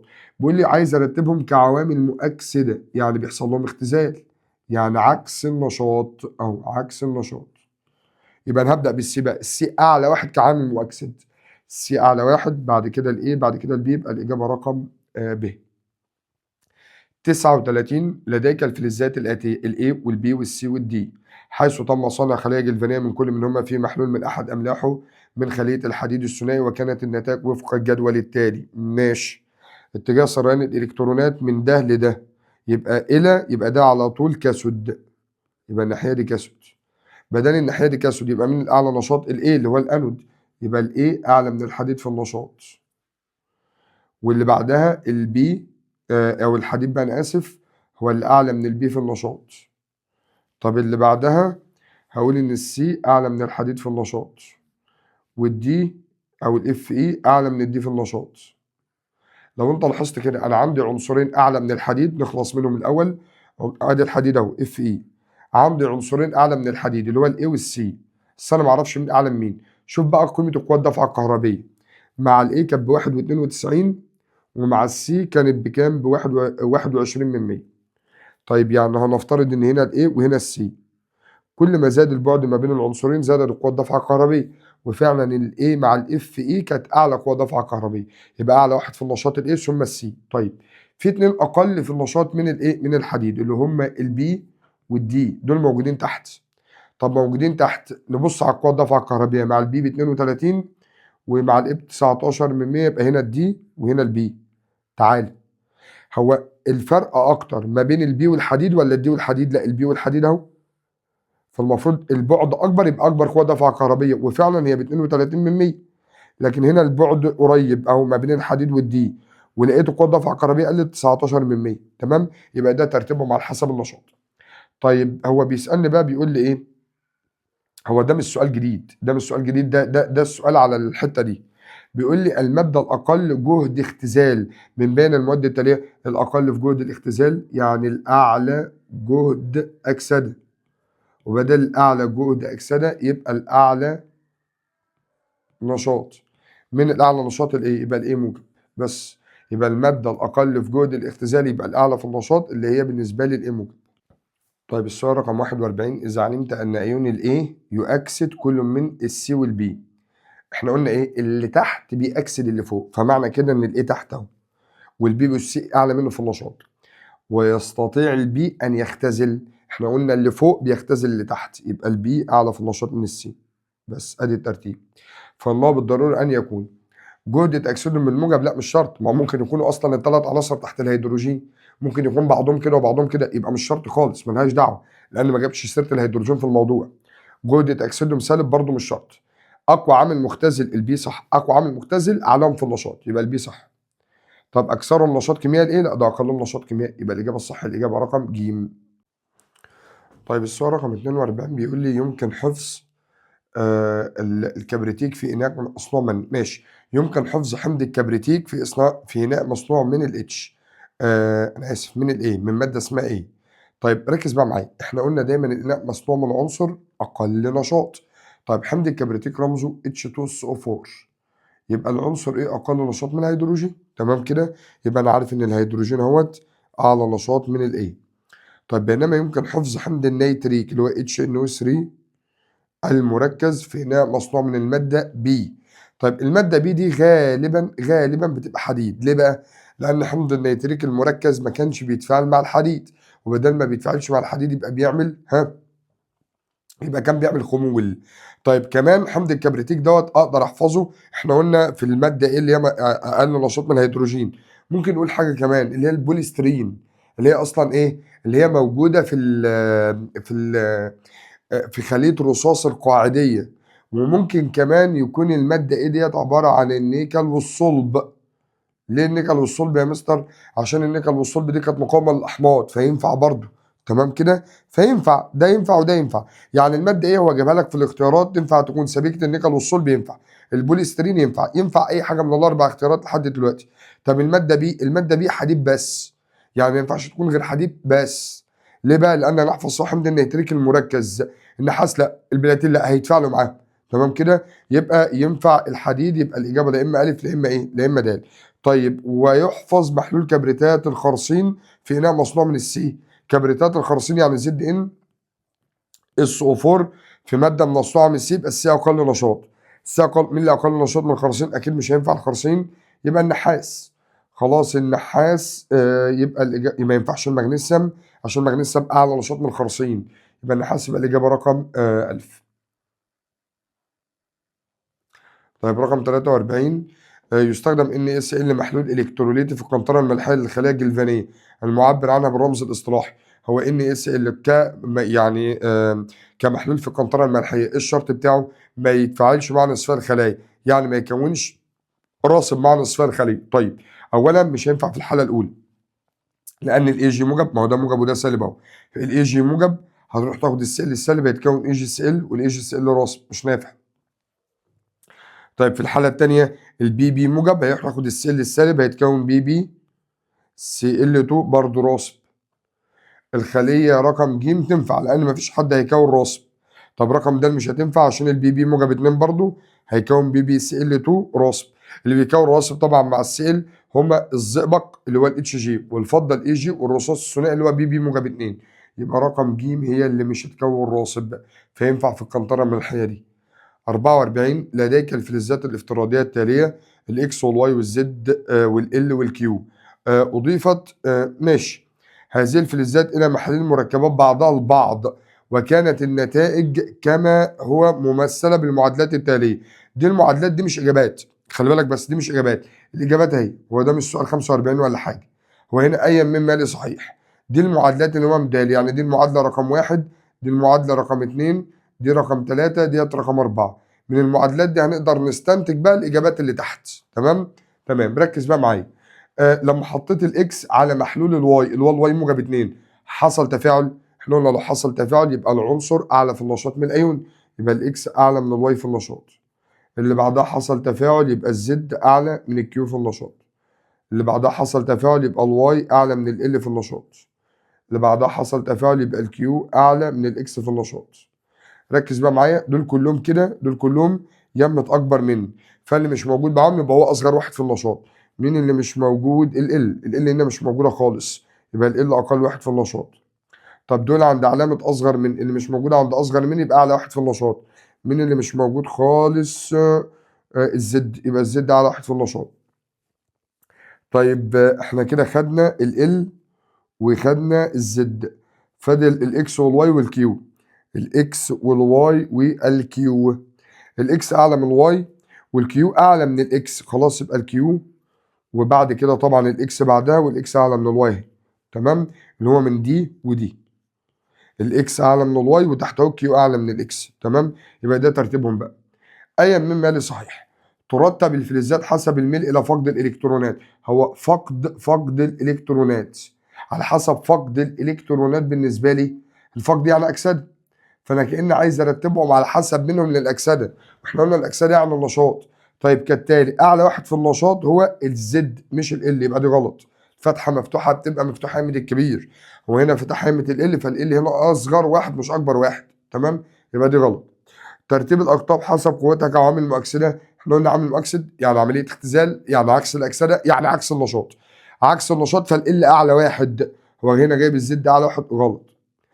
ترتيب الأقطاب حسب منها لتكوين أكاسيد. استنى بس، هو كلمة منها لتكوين أكسيد، أولا دي كلها فلزات، هو قال لي في بداية السؤال حتى هو فلزات، لما تيجي تكون اكسيد يعني هتتفاعل مع الاكسجين، فالاكسجين -2 يبقى هي هتبقى موجب، فهي لما تبقى تتحول سواء موجب 2 ولا موجب 3 مش هتفرق، اما تتحول لموجب يبقى كده حصل لها اكسده ولا اختزال اكسده. يبقى انا اقصد اقول ترتيب الاقطاب حسب منها لتكوين اكسيد، يعني هي نفسها حسب الاكسده، يعني على حسب النشاط. وفعلا اعلى واحد في النشاط الزد اهو، بعد كده كيو، بعد كده الاكس، بعد كده الواي، بعد كده ال، يبقى رقم ج صح. طب الخلايا التي تعطي اكبر قوه دفعه كهربيه ما بين الزد والال طبعا، اللي هو اعلى واحد واقل واحد، مكونه من العنصرين الزد والال. تمام، الزد اعلى نشاط يبقى انود والال كاثود، وبقول لي ال انود والزد كاثود غلط، يبقى دي رقم غلط، يبقى الاجابه الصح ج. 46 التفاعل التالي يحدث في احدى البطاريات الجافه، فان التغير الحادث في البطاريه هو. تمام. طيب اول حاجه الزد ان داخله بصفر، خرجت بموجب 2، يبقى الزد ان اتحول من صفر لموجب 2، من صفر لموجب 2. تمام. طيب يبقى دي الاكسده. طيب الام ان او 2 الاو سيبك من الوزن، الاو بسالب 2 في 2 بسالب 4 هنا، يبقى ده بموجب 4، يبقى انا داخل بموجب 4. طب خرجت هنا هلاقيها بموجب 3 اهي، 2 ام ان زائد 3 اكسجين، ده كله بصفر. الاكسجين في مركب بسالب 2 في 3 يبقى سالب 6، بقول لل 2 ام ان ناقص 6 بتساوي صفر. اذا ال 2 ام ان او ال 2 ام ان بتساوي موجب 6، يبقى الام ان الواحدة بتساوي موجب 3، يبقى الام ان بموجب 3 اتحولت من موجب 4 لموجب 3، من 4 ل 3. تمام. زد ان لزد ان موجب 2 اهي موجودة في رقم الف اهي. طيب رقم 47 مستعينا بالتفاعلات التالية التي تحدث بصفة تلقائية مستمرة. تلقائية، تفاعل تلقائي، يعني الأعلى نشاط بيحصل له أكسدة. طيب الواي داخل لوحده بصفر، خرج بموجب 2، زاد أكسدة، يبقى الواي أعلى نشاط، يبقى الواي أعلى نشاط من الزد. طب في الحالة التانية الإكس هي اللي داخلة بصفر، خارجة بموجب 2، زادت أكسدة، يبقى الإكس أعلى من الواي في النشاط. يبقى إذا الترتيب على حسب نشاط الإكس وبعد كده الواي وبعد كده الزد. أي العبارات الآتية صحيح؟ عايز الإجابة الصح. يمكن حفظ ساق من الواي في محلول الزد موجب 2. ركز بقى معايا الله يكرمك، هو بيقول لك يمكن حفظ ساق، ما قالكش الإناء. يمكن حفظ ساق في محلول من الزد. أولا لو أنا حطيت الواي في محلول الزد، الواي هتقدر تحل محله عادي لأنها أعلى في النشاط، ما ينفعش يبقى الواي كده اتفاعل، وبدل يتفاعل يبقى أنا ما حافظتش عليه، أحافظ عليه يعني ما يتفعلش، يبقى دي غلط. الواي يميل لاكتساب إلكترونات، الواي يميل لاكتساب إلكترونات، اكتساب يعني اختزال، أكتر من الزد. لا الزد أعلى. ليه بقى؟ لأن الزد أقل نشاط، يعني أقل أكسدة، أقل جهد أكسدة، يعني أعلى اختزال، يعني أعلى اكتساب إلكترونات أو أعلى من اكتساب الإلكترونات. فاللي عنده ميل أكتر لاكتساب الإلكترونات الزد وليس الواي، يبقى ديت غلط. الواي موجب 2 ماشي، يؤكسد الإكس صح، أيون اللي تحت بيأكسد اللي فوق صح. طب بينما الواي يختزل أيون، والله صح، اللي فوق بيختزل أيون اللي تحت صح، يبقى رقم ج صح. طب رقم د ينتج عن التفاعل التالي طاقة ذاتية. تعال نشوف التفاعل اللي قدامي ده. هو التفاعل اللي قدامي دوت الاكس هنا موجب 2، خرجت لوحدها بصفر، من موجب 2 لصفر، قال لي يعني حصل لها اختزال. معلش بس سؤال، هو مش الاكس هي اعلى واحدة في النشاط، اعلى من الزد يعني؟ طب المفروض لو تلقائي يحصل لها اكسده، يحصل لها اختزال، يبقى غير تلقائي، يبقى غير ذاتي، مش طاقه ذاتيه. المفروض بقى هنا اقول عليها غير ذاتيه او غير تلقائيه، تبقى خلايا تحليليه، يبقى دي غلط، هي مش ذاتيه، يبقى الاجابه الصح دي. جميل. موظفا البيانات في الجدولين اكس وواي اي العبارات الاتيه غير صحيحه. عايز الاجابه الغلط. طيب هو مديك نص الخليه، نص تفاعل الخليه، ومديك الجهد اللي هو الاي. تعالى الحديد داخل بموجب 2 خرج لوحده بصفر، قال لي يبقى اختزال ده جهد اختزال، خليه اكسده، يبقى بموجب 41 من 100. الزد ان داخله بموجب 2 خارجه لوحدها بصفر، برضه اختزال، خليه بالموجب عشان يبقى اكسده.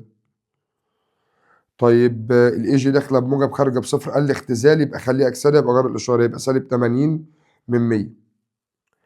طيب الام جي داخله بموجب 2 خارجه بصفر، قال لي يبقى اختزال برضه، يبقى خليه بالموجب عشان يبقى اكسده. فانا لما اجي ارتبهم على حسب النشاط، الام جي وبعد كده الزد ان، بعد كده الاف اي، وبعد كده الاي جي. طيب الجدول اكس بقى، بيقول لي القطب A وادي القطب B وادي الخليه. القطب A حديد وهنا فضه، من الاعلى في نشاط الحديد، يبقى الحديد انود وده كاثود في الخليه الاولى. طب الخليه الثانيه زد ان واف اي، زد ان اعلى نشاط، يبقى زد ان انود والاف اي كاثود. الخليه التاليه اي جي الاي جي والام جي. خلاص الام جي اعلى في النشاط، يبقى ديت هي الانود وديت الكاثود. بيقول لك في الخليه واحد الكاثود، الخليه واحد الكاثود والفضه صح، هو عايز الغير صحيح. الفلز الاقوى كعامل مختزل اللي هو الام جي صح، الاقوى عامل مختزل اعلى واحد في النشاط، اعلى جهد اكسده المغنيسيوم صح. الخليه التي تعطي اكبر جهد او اكبر قوه دفعه كهربيه هي الخليه رقم 3. رقم 3 ما بين مين ومين؟ المغنيسيوم والفضه صح، ما بين انشط واحد واقل واحد في النشاط. اكبر بعد يبقى اكبر قوه دفعه كهربيه صح، يبقى اكيد الاجابه الغلط هي الاجابه رقم د. الخليه التي تعطي اقل جهد هي الخليه رقم واحد، واحد ما بين الحديد والاي جي، الحديد والاي جي اكيد في حد اقل منها. طب تعال نحسب كده الحديد والاي جي. هي الحديد جهد اكسدته بكام؟ ب 76%، والفضه جهد اختزاله ب 8/10. فالاتنين دول مع بعض كده تعال نشوف هيطلعوا بكام. بسم الله. 76% زائد 8/10 هيطلع ب1.56. يعني الخلية واحد دي بتطلع 1.56 فولت. تعال نشوف الخلية التانية الزد دي ان والاف اي. الزد دي ان هو الانود اكسدته، معلش انا اسف، انا اخدت الحديد والفضة، انا عوضت بالرقم بتاع الخرسين معلش.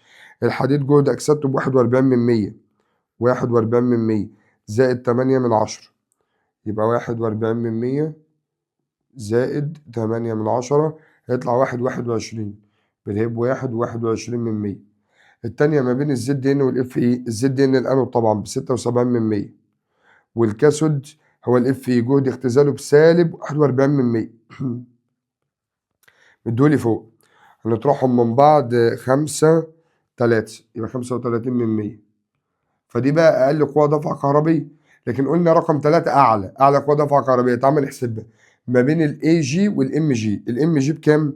ب 2.37%، والاي جي ب 8/10. اجمع بقى كده 2 وعلامه 37% زائد 8/10 هيطلع 3.17. ففعلا اعلى قوه دفعه كهربيه في رقم 3 عشان احنا قلنا اكبر بعد اصلا، واقل قوه دفعه كهربيه في رقم 2 مش رقم 1. يبقى فعلا الاجابه الغلط رقم د، عشان قال الخليه التي تعطي اقل جهد المفروض رقم 2 مش رقم 1. طيب رقم 49 اي تفاعلات الاتيه تلقائي. طيب اي تفاعلات التاليه تلقائي يبقى انا لازم ارتب على حسب النشاط الاول. النحاس كان موجب 2 بقى صفر، قال الاختزال ده جهد اختزال خليه اكسده يبقى سالب 34%. الزد ان داخله بموجب 2 خارجه بصفر بسالب 76%، هو كده جهد اختزال عشان داخل بموجب 2 خرج بصفر. هخليه بقى بالموجب عشان يبقى اكسده يبقى موجب 76%. الفضه داخله بموجب 1 خارجه بصفر، قال لي اختزال برضه يبقى ده جهد اختزال خليه بالسالب عشان يبقى اكسده. خلاص يبقى اعلى واحد في النشاط الزد ان، بعد كده طبعا السي يو، بعد كده الاي جي. هو بيقول لي اي تفاعلات تلقائي. احنا قلنا تلقائي يعني ايه؟ يعني الاعلى نشاط يحصل له اكسده والاقل يحصل له اختزال. تعال نشوف بقى الفضه والخرسين. من الاعلى نشاط؟ الخرسين طبعا، فالمفروض الخرسين يحصل له اكسده. الخرسين داخل بموجب 2 خرج بصفر حصل له اختزال يبقى ده غير تلقائي مش نافع. طب رقم 2 السيو والخرسين من الاعلى نشاط برضو الخرسين، فالمفروض يحصل له اكسده. الخرسين داخل بموجب 2 خرج بواحده بصفر قل يبقى برضو اختزال يبقى كده غير تلقائي مش نافع. طب رقم 3 الزد ان والسيو من الاعلى نشاط الزد ان، فالمفروض يحصل له اكسده. هو داخل بصفر خرج بموجب 2 زاد اكسده يبقى ده ينفع، ده تلقائي فعلا يبقى رقم 3 ينفع. طب رقم 4 السيو والاي جي من الاعلى نشاط، السيو اهي هي الاعلى نشاط فالمفروض يحصل لها اكسده، وفعلا السيو داخله لوحدها بصفر خرج بموجب 2 زادت اكسده يبقى تلقائي يبقى ده نفس الكلام. يبقى الاثنين التلقائي 3 و4، 3 و4 فقط يبقى الاجابه رقم ج. طب رقم 50 أي مما يلي غير صحيح بالنسبة لخلية الزئبق عند تشغيلها. خلية الزئبق اللي الأنود بتاعها كان خرسين زد إن، الكاثود كان اتش جي او، والإلكتروليت كان كي او اتش. أكسيد الزئبق عامل مؤكسد صح عشان بيحصل له اختزال. يتآكل الخرسين صح. طيب تزداد كتلة الكاثود، كتلة الكاثود لا تتغير ليه؟ لأن الاتش جي او اهوت لما كان بيحصل له اختزال ده موجب 2 وده صفر، ده موجب 2 وده سالب 2، كان هياخد 2 إلكترون اهو فهيتحول ل اتش جي صفر زائد او سالب 2. الاتش جي صفر دي ليكويد ماده سائله يبقى لا يتغير كتلته، يبقى كتلته ثابته مش هتتغير مش هتزداد، يبقى دي غلط. تنتقل الالكترونات من الخرسين لايونات الزئبق، لان الخرسين بيحصل له اكسده يعني فقد، وده عايز يكتسب، فالالكترونات هتتنقل من الفقد للاكتساب، من الاكسده للاختزال، من العامل المختزل للعامل المؤكسد، من الانود للكاثود. يبقى ده برضه صح. هو عايز الاجابه الغير صحيحه اهوت، يبقى الاجابه الغير صحيحه هي الاجابه رقم كام؟ رقم ج. طيب رقم 51. أي التفاعلات الآتية يمثل المعادلة النصفية لتفاعل المهبط؟ المهبط يعني إيه؟ يعني الكسود، وبدل الكسود يعني إيه؟ يعني اختزال. الاختزال بيحصل في خلية الزئبق. بص هجيبها إزاي على طول. طيب عشان التفاعلات دي مش عندك كده بشكل مباشر في الكتاب، فهجيبها إزاي؟ الاختزال الإلكترونات في المتفاعلات، الاختزال الإلكترونات في المتفاعلات، الأكسدة الإلكترونات في النواتج. تمام؟ يبقى أنا عايز إلكتروناتي في المتفاعلات، يبقى رقم أ تنفع اهي، رقم أ. أما رقم ب مفيش إلكترونات، يبقى ده تفاعل كلي. إحنا قلنا لو ما عنديش إلكترونات يبقى ده كلي. طب رقم ج إلكترونات بس في النواتج، يبقى ده أكسدة. طيب في رقم د مفيش إلكترونات، يبقى ده كلي. طيب رقم 52. في خلية الوقود فإن هيدروجين مجموعة الهيدروكس، احنا اتفقنا ان مجموعة الهيدروكسال اللي هو ال OH ما بيحصلهاش حاجة لأنها عامل حفاز، فالأكسجين بتاعها والهيدروجين بتاعها الاثنين، الأكسجين بتاعها والهيدروجين بتاعها ما بيحصلهمش حاجة، يبقى لا يحدث له أكسدة أو اختزال. تمام كده؟ يبقى لا يحدث له أكسدة أو اختزال. امتى اختار الاجابه رقم الف ان هو يحدث له اكسده؟ لو قال لي الهيدروجين بس. لو قال لي الهيدروجين في خليه الوقود بيحصل له ايه؟ بيحصل له اكسده. تمام؟ وكان كمان داخل 2 اتش 2 وبيطلع 4 اتش موجب، وكان بيفقد فعلا 4 الكترونات. يبقى رقم الف ديت هختارها لو قال الهيدروجين فقط، مش هيدروجين مجموعه الهيدروكسيد. تمام؟ رقم 53. في خليه الوقود يحدث حركه لايونات الاو اتش السالب. بص يا باشا، الاو اتش السالب سالب يبقى انيون، وبدل انيون راحه للانود وجايه من عند الكاثود. المهم ان هي تتحرك في اتجاه الانود داخل الخليه من الكاثود الى الانود. تمام كده؟ تمام. يبقى من الكاثود الى الانود، من الكاثود الى الانود مفيش غير الاجابه رقم ب.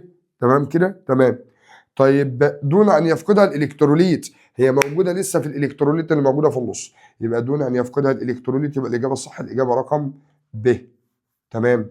اثناء تشغيل بطاريه الرصاصه الحامضيه فان كبريت مجموعه الكبريتات، مجموعه الكبريتات زي ما بتدخل زي ما بتخرج ما بيحصلهاش حاجه.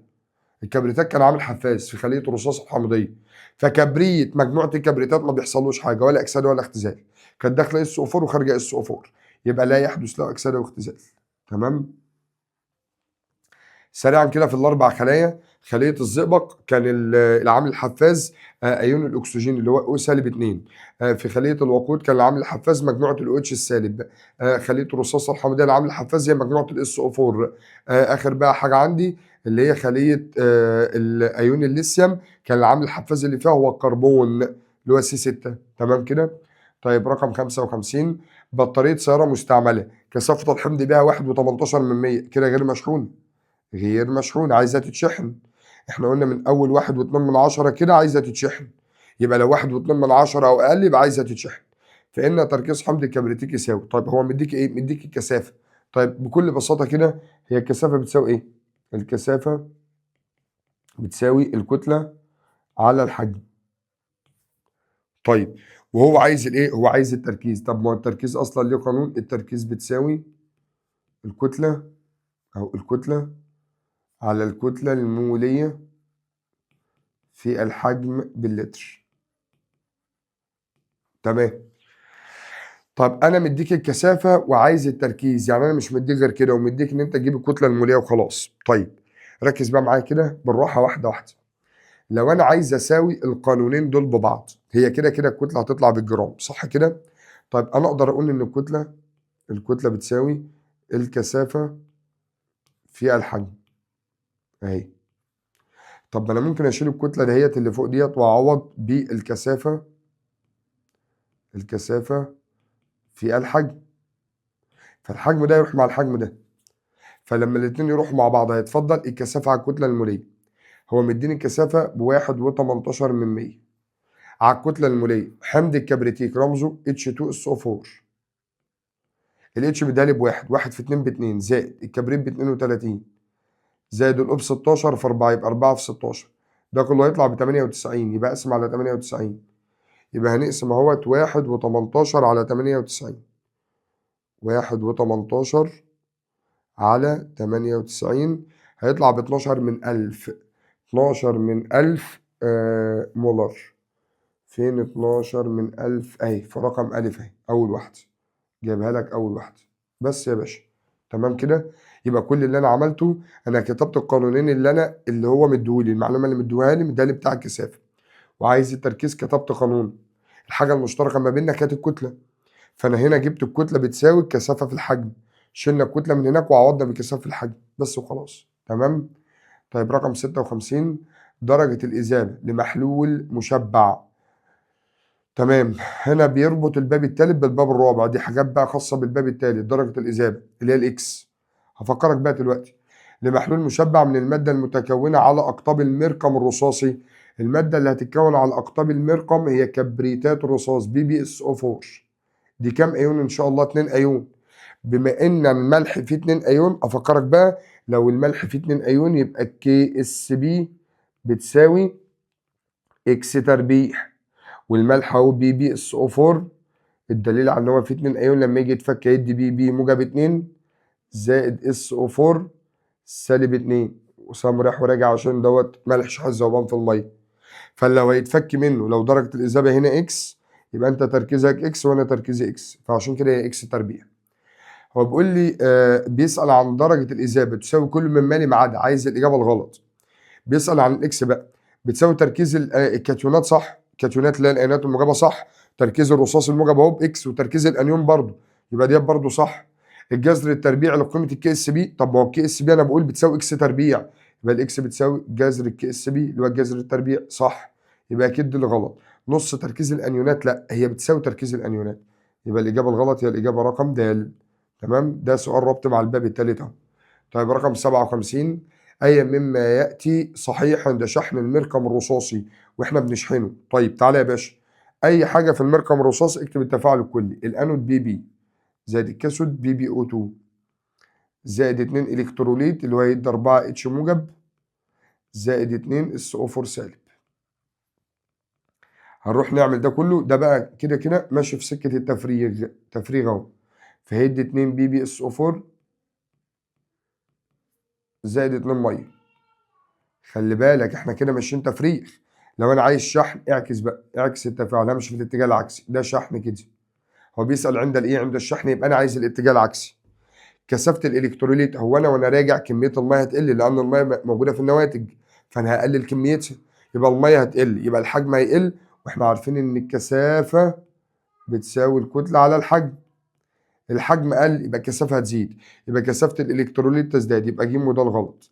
طب البي اتش وانا راجع في الاتجاه العكسي بكون اتش موجب، فهيزداد تركيز الاتش الموجب فيقل البي اتش، يبقى البي اتش تقل، يبقى الاجابه رقم ب.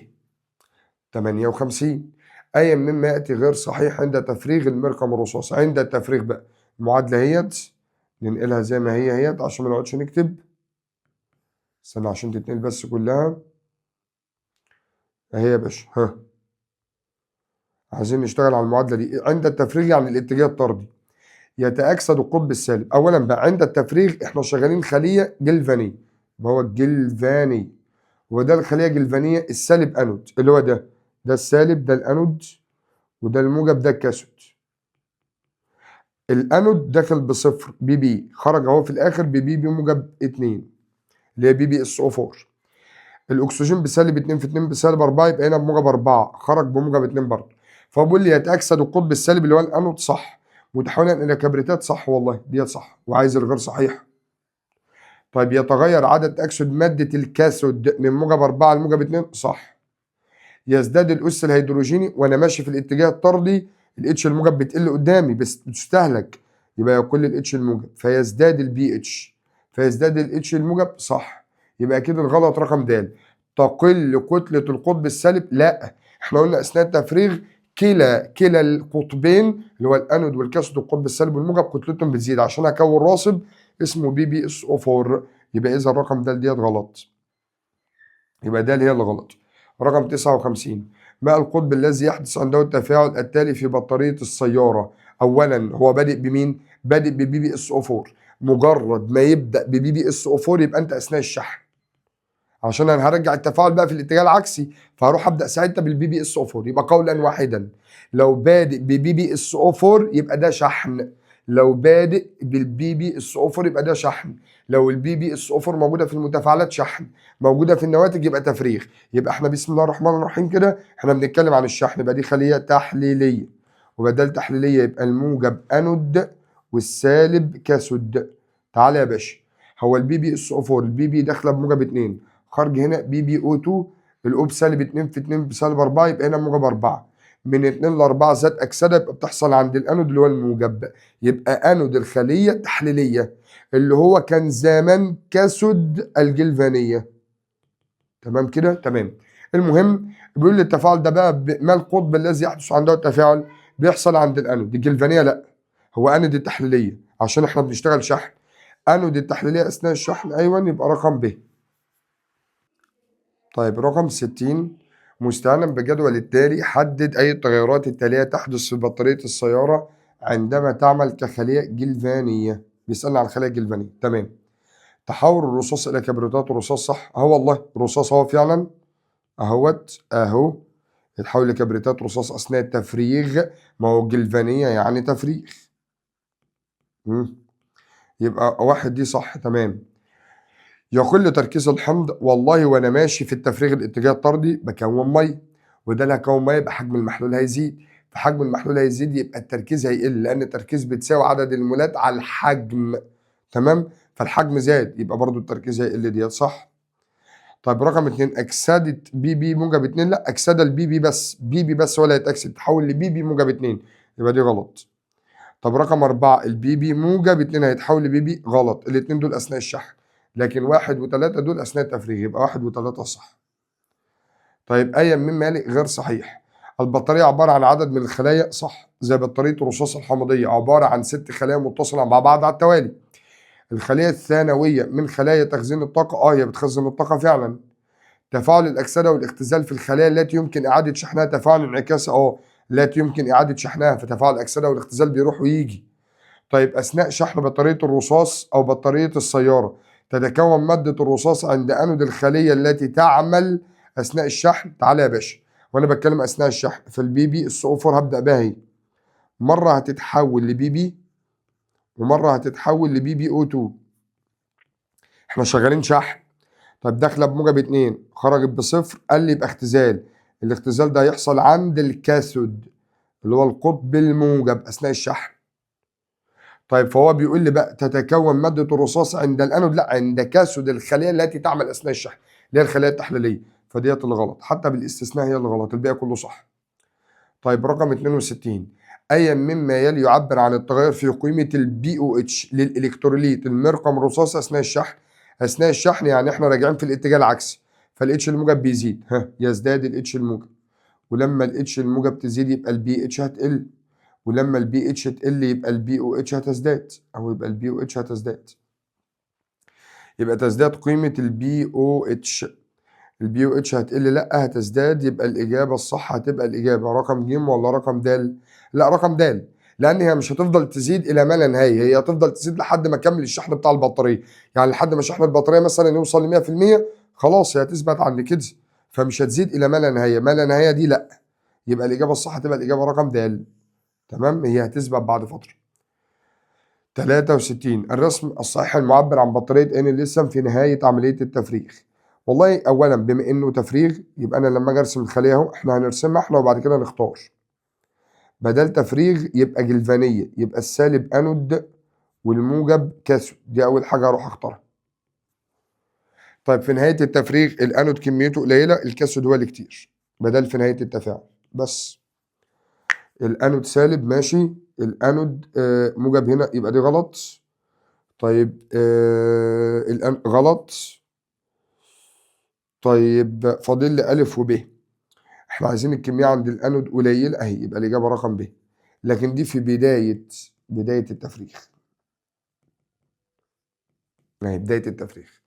لما اجي ابص بقى هنا الاتنين دول شحن، يعني الاتنين دول شحن عايزين نوصفهم بقى. بص بس، مش احنا قلنا رقم ب دي نهاية التفريغ؟ يبقى نفس الرسمة، نهاية التفريغ هي بداية الشحن، نفس الرسمة، يبقى دي بداية الشحن اهي، بداية الشحن، ودي نهاية الشحن، نهاية الشحن اللي هي بداية التفريغ. ماشي؟ تمام. بس أنا بعرف شحن وتفريغ إزاي؟ التفريغ بتبقى خلية جلفانية، يبقى الأنود قطب سالب، أما الشحن خلية تحليلية يبقى الأنود قطب موجب. دي أول حاجة أنا ببص عليها عشان أحدد الأول تفريغ ولا شحن. 64 في بطارية أن الليثيوم أي مما ليه غير صحيح، عايز الإجابة الغلط. ماشي. أثناء الشحن تتحرك الإلكترونات من الأنود إلى الكاثود، كده كده الإلكترونات هتتحرك من الأنود للكاثود سواء أثناء الشحن أو التفريغ. أثناء التفريغ تنتقل الأيونات الليثيوم Li موجب، Li موجب، موجب يبقى كاتيون، يبقى رايح يمة الكاثود. الكاثود ده اللي هو القطب الموجب في التفريغ، والقطب السالب في الشحن. تمام. أثناء التفريغ هو بيقول لي أثناء التفريغ يبقى راح يمة القطب الموجب اللي هو الكاثود، من القطب السالب إلى القطب الموجب، هي فعلا راح يمة القطب الموجب، بس المفروض ماشي تمام ديت صح، راح يمة القطب الموجب اللي هو الكاثود. أثناء الشحن تقل كتلة القطب الموجب وتزداد كتلة القطب السالب. هو أثناء عملية الشحن، أثناء الشحن وإحنا بنشحن يعني، بيقول لي تقل كتلة القطب الموجب وتزداد كتلة القطب السالب. هو القطب الموجب دوت أثناء الشحن أثناء الشحن دوت عندي موجب وسالب. أثناء الشحن تحليلية الموجب هيبقى أنود والسالب هيبقى كاثود. طيب الانود اكسده، اكسده يعني ايه؟ يعني تاكل، فالكتله هتقل. طيب تقل كتله القطب الموجب، تمام، وتزداد كتله القطب السالب، صح. فالمفروض الغلط رقم د. اثناء التفريغ اتجاه حركه الالكترونات عكس اتجاه حركه ايونات الليثيوم. هو ايونات الليثيوم ماشيه منين؟ من الانود للكاثود. هو بيقول لي اثناء التفريغ يبقى ماشيه من الانود دوت للكاثود. ده اتجاه حركه الايونات الموجبه اللي هي الكاتيونات ال اي موجب، هو نفسه اتجاه التيار الكهربي لان الالكترونات بتمشي برضو من الانود للكاثود، مش عكس بقى، لا ده في نفس الاتجاه. يبقى الإجابة الصح الإجابة الغلط الإجابة رقم د. تمام. 65 أثناء تفريغ بطارية أيون الليثيوم، تفريغ يبقى خلية جلفانية، ينتقل أيون الليثيوم إلا أي موجب من الأنود إلى الكاثود خلال السلك، لا خلال الإلكتروليت، اللي هو الإلكتروليت اللامائي. الأيونات بتتنقل في الإلكتروليت، أما الإلكترونات هي اللي بتتنقل في السلك، يبقى رقم ألف غلط. تتحرك الإلكترونات من الكاثود للأنود، غلط، من الأنود للكاثود. تعمل كخلية إلكتروليتية، غلط. تفريغ يبقى تلقائي يبقى جلفاني، يبقى دي غلط. فأكيد الإجابة الصح الإجابة رقم د. تعال نشوفها بقى كده بيقول إيه. يفقد كل مول من الليثيوم 6 علامة 0.2، هي المفروض هنا في 0 في النص اهو، 6 علامة 0.2 في 10 أس 23 إلكترون، صح. بص كده، الليثيوم هيروح يفقد إلكترون ويتحول لأيون ليثيوم. بص بقى كده، هو هنا بيقول لي كل مول ليثيوم، يبقى هنا كل واحد مول بيطلع 1 مول الكترون، الواحد مول بيطلع 1 مول الكترون. طب انا لو عايز اشيل كلمه مول ديت حط مكانها عدد افجار، يبقى 6 علامه 0.2 في 10 اس 23 الكترون بدل شيل كلمه مول. تمام. طيب رقم 66 اي مما يلي عنصر غير انتقالي يدخل في البطاريات القابله لاعاده الشحن اللي هي البطاريات الثانويه. غير انتقالي، النيكل انتقالي لكن الكادميوم هو اللي غير انتقالي، يبقى دي مش نافعة عشان النيكل، مش نافعة عشان الحديد، مش نافعة. استنى، دي تنفع. الكادميوم غير انتقالي والليثيوم برضو غير انتقالي، وفي بطاريات اسمها بطاريات النيكل كادميوم، فاحنا محتاجين الكادميوم بطاريات ثانوية، والليثيوم اللي هي بطارية ان ليثيوم، يبقى رقم ج تنفع، الاثنين غير انتقالي فعلا. طب رقم د الاتش جي والسي او الكوبالت انتقالي مش نافع. رقم 67 عند حماية الحديد بفلز أكثر مقاومة للتأكسد. استنى بس بالراحة كده، كلمة أكثر مقاومة للتأكسد يعني أكثر مقاومة للصدأ، لأن عملية الصدأ ما هي إلا عملية أكسدة. طب أكثر مقاومة للتأكسد يعني فلز أقل نشاط، أقل نشاط عشان هو أقل تأكسد يعني أقل جهد أكسدة وأعلى جهد اختزال. فهو بيقول لك عند حماية الحديد بفلز أكثر مقاومة للتأكسد يعني فلز أقل نشاط منه. أقل نشاط من الحديد يبقى دي حماية كاثودية، بدل أقل نشاط. أي مما يلي غير صحيح عند حدوث خدش، هو بدل حصل خدش وغطاء كاثودي الحديد هو اللي هيتأكسد. تعتبر العملية حماية كسودية؟ صح. يعمل الحديد كقطب سالب عند حدوث الخدش؟ هي أولا خلية الصدأ خلية جلفانية. طيب وأنا مغطي بعنصر أقل نشاط، فالحديد هو الأعلى نشاط فهو الأنود؟ صح. ويبقى القطب السالب طبعا الأنود. صح. يحدث لأيونات الفلز عملية اختزال؟ لا مش هيحصل له حاجة، هو كاسب بس. اللي هيحصل، احنا قلنا دايما اللي بيحصل له اختزال على منهجك، اللي بيحصل له اختزال في تفاعل الصدأ هو الأكسجين، لكن العنصر الأقل نشاط بيشتغل ككاسب بس. يبقى ديت غلط، يبقى الإجابة رقم ج غلط. طيب تعال نشوف الأخيرة كده. يعمل أكسجين الهواء الجوي كعامل مؤكسد؟ صح والله، عشان هيحصل له اختزال، فيحصل له اختزال فهو عامل مؤكسد. يبقى الإجابة الغلط ج. طيب 68. أي من المعادلات الآتية تعبر عن تفاعل الأنود في عملية تآكل فلز المغنيسيوم؟ تعبر عن تفاعل الأنود في عملية تآكل فلز المغنيسيوم. تفاعل الأنود وتفاعل الأكسدة. اللي يحصل له أكسدة المغنيسيوم، بيقول لك تآكل، أصلا تآكل يعني أكسدة. أكسدة المغنيسيوم، أدي المغنيسيوم ام جي، هيتآكل يعني هيتأكسد، يتحول لام جي موجب 2 زائد 2 إلكترون. الإلكترونات يعني موجودة في المتفاعلات ديت، لأ دي مش نافعة، ده هنا جايب لي الأو اتش، دي لأ اختزال، بس هي رقم ج اهي. تمام. طيب رقم 69. الصوف الفولاذي هو مجموعة من الخيوط المصنوعة من الفولاذ سابقة مكونة من الحديد والكربون، حديد صلب يعني. ما الطريقة المثلى لتخزين الصوف الفولاذي؟ تخزين في الماء؟ لا، الماء وسط مناسب للصدأ فهيصدي. حديد كربون حديد صلب هيصدي، غلط. التخزين في الهواء المطلق؟ غلط، ما الهواء المطلق فيه هواء وفيه بخار ميه فهيسبب الصدأ برضه. التخزين مع عامل مجفف؟ صح. هو يعني ايه عامل مجفف؟ عامل مجفف حتى لو فيه رطوبة هو هيجفف الميه دي. بنسمي العامل المجفف ده مادة شرهة للميه بتمتص الميه، فحتى لو في ميه في الوسط هتمتصها، فهيخلي الوسط غير مناسب للصدأ، فيبقى حاجة كويسة. يبقى الإجابة رقم ج تنفع. التخزين في محلول النشادر؟ محلول النشادر الكتروليت ضعيف اللي هو NH4 واتش، ايوه الكتروليت يعني هيتأين فهيسبب صدأ. تمام. طيب رقم 70. انبوبة اختبار تحتوي على صوف حديد رطب تم قلبه في الماء، وبعد 3 أيام ارتفع مستوى الماء داخل الأنبوبة، ما هو البيان الذي يفسر هذا الارتفاع؟ بيقول لك أنت عندك صوف حديدي رطب، صوف من الحديد وده رطب يعني فيه نسبة من المية. لما احنا قلبنا الأنبوبة بتاعته كده، يعني هو كان موجود أصلا كده أهو، وكان الصوف موجود تحتنا اهو، احنا قلبنا الأنبوبة فخليناها بالشكل ده أهي، وبقى الصوف موجود هنا. لقينا الميه ارتفعت في الانبوبه، او ايه سبب ارتفاع الميه؟ تعالى كده بالراحه لما نشوف الاختيارات مع بعض واحده واحده خالص. بيقول لك هل ده بسبب تكون اكسيد حديد الثلاثي المتهدرج، ولا ارتفاع درجه حراره الميه، ولا تقلص حجم الصوف الحديدي، ولا تكون غاز الاكسجين؟ تعالى نشوف الاختيارات مع بعض ونشوف ايه اللي ممكن ينفع منه. هو سؤال بس، بما انه حاطط صوف حديدي رطب يعني فيه ميه، صح؟ هيصدي ولا مش هيصدي؟ هيصدي، يعني هيحدث صدأ، يحدث صدأ. طب مش احنا في تفاعل الصدأ الأكسدة بتحصل للحديد عشان كده بيصدي، والاختزال كان بيحصل للأكسجين؟ يعني أنا هعمل اختزال للأكسجين بتاع الهواء الجوي الموجود في الأنبوبة. يعني ادي الأنبوبة اهي، الباشا ده هيحصل له صدأ، ده يصدأ، والاكسجين الهواء الجوي اللي موجود هنا هيستهلك. ليه هيستهلك؟ هستهلكه في عمليه الاختزال اللي انا هعملها، يبقى الاكسجين هيستهلك. طب ما حلو، ما كميه الهواء اللي هي الاكسجين اللي موجوده في الانبوبه قلت، لان انا استهلكت الاكسجين اللي موجود، فده تسبب في رفع الميه. يبقى سبب رفع الميه هنا ان حصل صدأ، واثناء عمليه الصدأ يستهلك الاكسجين، فكميه الاكسجين او الهواء اللي موجوده في الانبوبه هتقل، فيطلع الميه قصادها. طيب بيقول لك السبب في ده بقى رقم ألف تكون أكسيد حديد 3 متهدرج، ينفع. ده ساعات بيتكون في أثناء عملية الصدأ، ينفع. على فكرة هو مركب الصدأ هو FeOH باي 3، ده مركب الصدأ اللي هو الأساسي، لكن في بعض أكاسيد الحديد بتتكون زي أكسيد الحديد الثلاثي أو الأكسيد المتهدرج. تمام. عادي ساعات بيتكون في عملية الصدأ.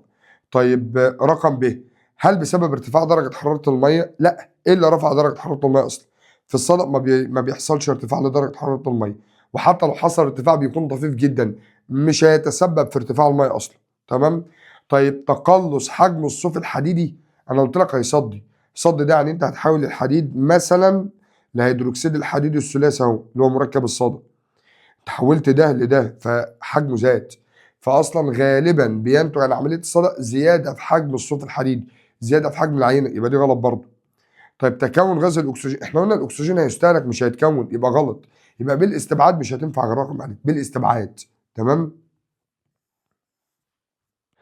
وعلى فكره علميا يعني لقيت ان اصلا ان اكسيد الحديد 3 متهدرب بيتكون عادي. يعني احنا بص، هو اللي بيتكون اساسي يعني معلومه ليك يعني على السريع، احنا قلنا السؤال خلاص هنحله بالاستبعاد.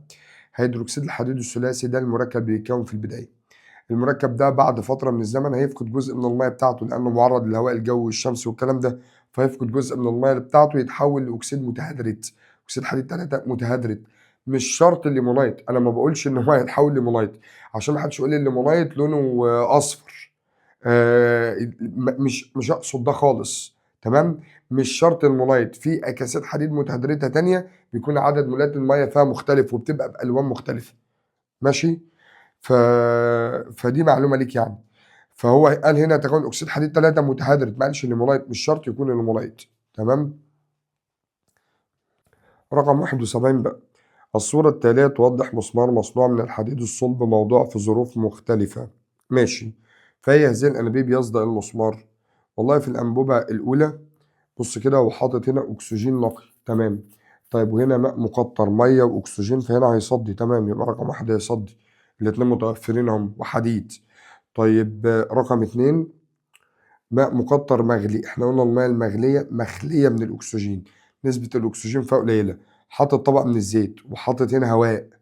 طب ماشي، الهواء مش هيعرف يعدي من الزيت، فما فيش أصلا هواء هينزل لتحت، ما فيش أكسجين، مفيش أكسجين تحت، يبقى هنا صعب جدا إن أنا أصدي. طب هنا هواء جاف يعني ما فيهوش مية، كلوريد كالسيوم لا مائي، كلوريد الكالسيوم لا مائي أصلا ديت CaCl2 دي مادة شارعة عن المية، حتى لو في مية هتمتصها، فده برضه مش هيصدي لأن ما فيش مية تقريبا. طيب رقم 4 هنا هواء ومسمار حديدي وماء مقطر، لا ده وسط مناسب جدا للصدأ ده، يبقى 1 و4 هيصدوا، 1 و4، يبقى الأنبوبتين 1 و4. يبقى رقم ج، يعتبر خزان مصنوع من فلز مثالي لتخزين الماء البارد، لكنه يتآكل بسرعة عند استخدامه في تخزين حمض الكبريتيك المخفف، الفلز المصنوع منه الخزان. بيقول لك الفلز ده مثالي ان هو يحفظ الميه البارده، ما بيتفاعلش مع الميه البارده، هيحفظها يعني مش هيتفاعل معاها، ولكن لو حطيت حمض الكبريتيك المخفف هيتفاعل معاه بسرعه جدا وهيتاكل بسرعه. طيب اولا كده تعالى اما نجربهم بالراحه. اولا عنصر الخرسين، عنصر المغنيسيوم، عنصر الكالسيوم، وعنصر النحاس. اول حاجه هستبعد النحاس لان النحاس اقل نشاط من الهيدروجين فمش هيتفاعل مع حمض الكبريتيك المخفف اصلا. الباقي هيتفاعل مع حمض الكبريتيك المخفف عادي، الخرسين والمغنيسيوم والكالسيوم لانهم اعلى نشاط. ولكن انا لما اجي ارتبهم على حسب النشاط في المتسلسله هنقول المغنيسيوم بعد كده الكالسيوم وبعد كده الخرسين. طبعا انا عايز حد ما يتفاعلش مع الميه، ما يتفاعلش مع الميه يبقى اقل واحد في النشاط اللي هو الخرسين. تمام كده، اقلهم نشاط. طيب ولكن المغنيسيوم والكالسيوم الاثنين هيتفاعلوا مع الميه اصلا. تمام. يعني بص انا بفكر ازاي، ما هو النحاس يا مستر هو اقل واحد في النشاط، ماشي النحاس اقل واحد في النشاط ينفع يعني بص الاثنين اللي ينفعوا في الحاله دي ان انا استخدمهم في الخزان الخرسين والنحاس دول ينفعوا. بس انا استبعدت النحاس ليه؟ عشان النحاس لما احط عليه حمض الكبريتيك مش هيتفاعل لانه اقل نشاط اصلا من الهيدروجين، لكن الخرسين لما احط عليه حمض الكبريتيك هيتفاعل وبسرعه كمان.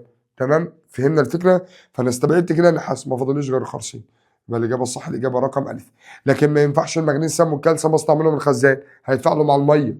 تمام، وبدال يتفاعلوا مع الميه يبقى كده ما حفظوش الميه. طيب رقم 73، أجريت التجارب الموضحة بالأشكال الآتية لإيضاح مفهوم القطب المضحي. القطب المضحي اللي هو الغطاء الأنودي. جميل. فهي هذه الأنابيب السابقة يصدأ المسمار أولا، أو المسمار هيصدأ أولا يعني أسرع، عايز أسرع معدل صدأ.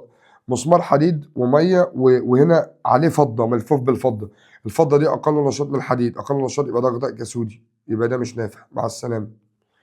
او استنى هو بيقول لي اشكال تانية توضح، هو عايز في ايه الانابيب السابقه يصدق المسمار اولا، لا استنى. طب ماشي، ما هو ده كاسود، الفضه هتشتغل ككاسود، الحديد انود فهيصد بسرعه، يبقى دي تنفع. تعال نشوف رقم 2، رقم واي بقى بيقول لي المغنيسيوم، لا المغنيسيوم اعلى نشاط من الحديد، يبقى هنا غطاء انودي. فحتى لو حصل خليه جلفانيه المغنيسيوم هو الانود والحديد هو الكاثود، مش هيحصل له حاجه، فهنا الحديد مش هيصد اصلا. طب هنا نحاس، تمام، النحاس اقل نشاط من الحديد فهو غطاء كاثودي فهيصدي، تمام كده، تمام. يبقى اذا بقى الحديد هيصد في الزد والاكس. طيب هو بيقول لي يصدأ المسمار اولا، يبقى في الزد والاكس، الاثنين دول في الزد والاكس. لو عايز اسرع، لا اسرع مع الفضه لان الفضه اقل نشاط. يعني ايه؟ بص ادي الحديد وادي النحاس وادي الفضه اي جي. هو كده كده الحديد مع النحاس او مع الفضه هيصد، ولكن مع الفضه هيصد اسرع عشان البعد زاد ما بينهم في المتسلسله، وبالتالي سرعه التفاعل هتزيد. فخلاص هو هيصد اسرع مع النحاس والفضه اللي هو مع الزد والاكس. الزد والاكس صح، يبقى الاجابه رقم ج. اصلا هو جايب لي في الرقم ده الايه؟ الاكس فقط، الاكس ده اللي هو النحاس، لا لو كان جايب لي الزد فقط كانت هتبقى صح، كان اولا يعني. تمام. طيب رقم 74، الجدول التالي يوضح جهود الاختزال القياسيه للعناصر، خليها اكسده عشان ارتبهم على حسب النشاط. موجب، موجب، موجب، موجب. اعلى واحد في النشاط الدبليو طبعا، وبعد كده طبعا الزد، وبعد كده الواي، وبعد كده الاكس. كتر خيرهم مرتبهم. فان الاختيار الذي يعبر عن حمايه انوديه، حمايه انوديه ان انا اغطيك بعنصر اعلى منك في النشاط. العنصر واي يطلب العنصر، مش كاتب حاجه ليه؟ طب سيبها على جنب دي. العنصر واي يطلب العنصر اكس، لا لو طلبته بالعنصر اكس الاكس اقل منه نشاط كده كده سوديه. العنصر دبليو لا برضه، لان مفيش حد اعلى من الدبليو في النشاط. طب العنصر ده برضه لا. يبقى خلي لي بقى رقم الف ده عشان احنا نسينا نكتب العنصر يعني. العنصر واي يطلب العنصر دبليو، يبقى ساعتها العنصر واي هيطلب الدبليو الاعلى منه في النشاط، صح؟ يبقى الاجابه الصح الاجابه رقم الف، لان الباقي مش نافع. رقم 75، توضح العبارات أدناه لماذا يفضل المغنيسيوم عن الزنك لحماية أنابيب الحديد تحت الأرض من حيث التفاعلية باستثناء العبارات التالية. المغنيسيوم أكثر نشاط من الزنك، صح، فعلا المغنيسيوم أعلى نشاط. تفقد ذرات المغنيسيوم إلكترونات تكافؤ بسهولة أكبر، صح، وأعلى نشاط فبيفقد بسرعة. الزنك أكثر نشاط من المغنيسيوم، لا ج غلط، يبقى ما عدا رقم ج، ما عدا ج الغلط. هو بيقول لي هو باستثناء، باستثناء أنا عبارة يعني عايز الغلط، باستثناء رقم ج. المغنيسيوم يتأكسد بسهولة، ما هو أعلى نشاط يعني أعلى في جهد الأكسدة فيتأكسد أسهل من الزنك، صح، يبقى الإجابة الغلط هي الإجابة رقم ج وخلاص. طيب 77، الترتيب الصحيح لسرعة تفاعل المواد المدرجة في الجدول الآتي مع محلول حمض الهيدروكلوريك حسب الرموز هو. ماشي. وعايز الترتيب الصح لسرعة التفاعل. شريط من النيكل كان كتلته 5 جرام، درجة حرارة المحلول كانت 20، ماشي. قطعة صغيرة من المغنيسيوم 5 جرام، شريط من النيكل 5، شريط مغنيسيوم 5، ومديني درجات الحرارة المختلفة، وعايز يفعله مع حمض الهيدروكلوريك. هو مين أعلى واحد في النشاط؟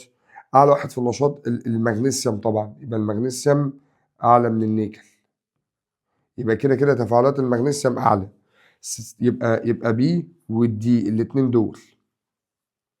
بس هنا قطع صغيرة من المغنيسيوم، هنا شريط، قطع صغيرة يعني مساحة سطح أعلى، مساحة السطح لما تزيد سرعة التفاعل هتزيد، يبقى البي أعلى حاجة وبعد كده السي على طول.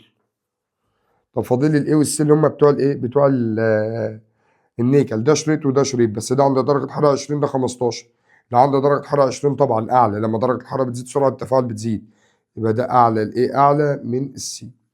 يبقى الاي أعلى، احنا قلنا البي أعلى من الدي الأول، هنا الدي،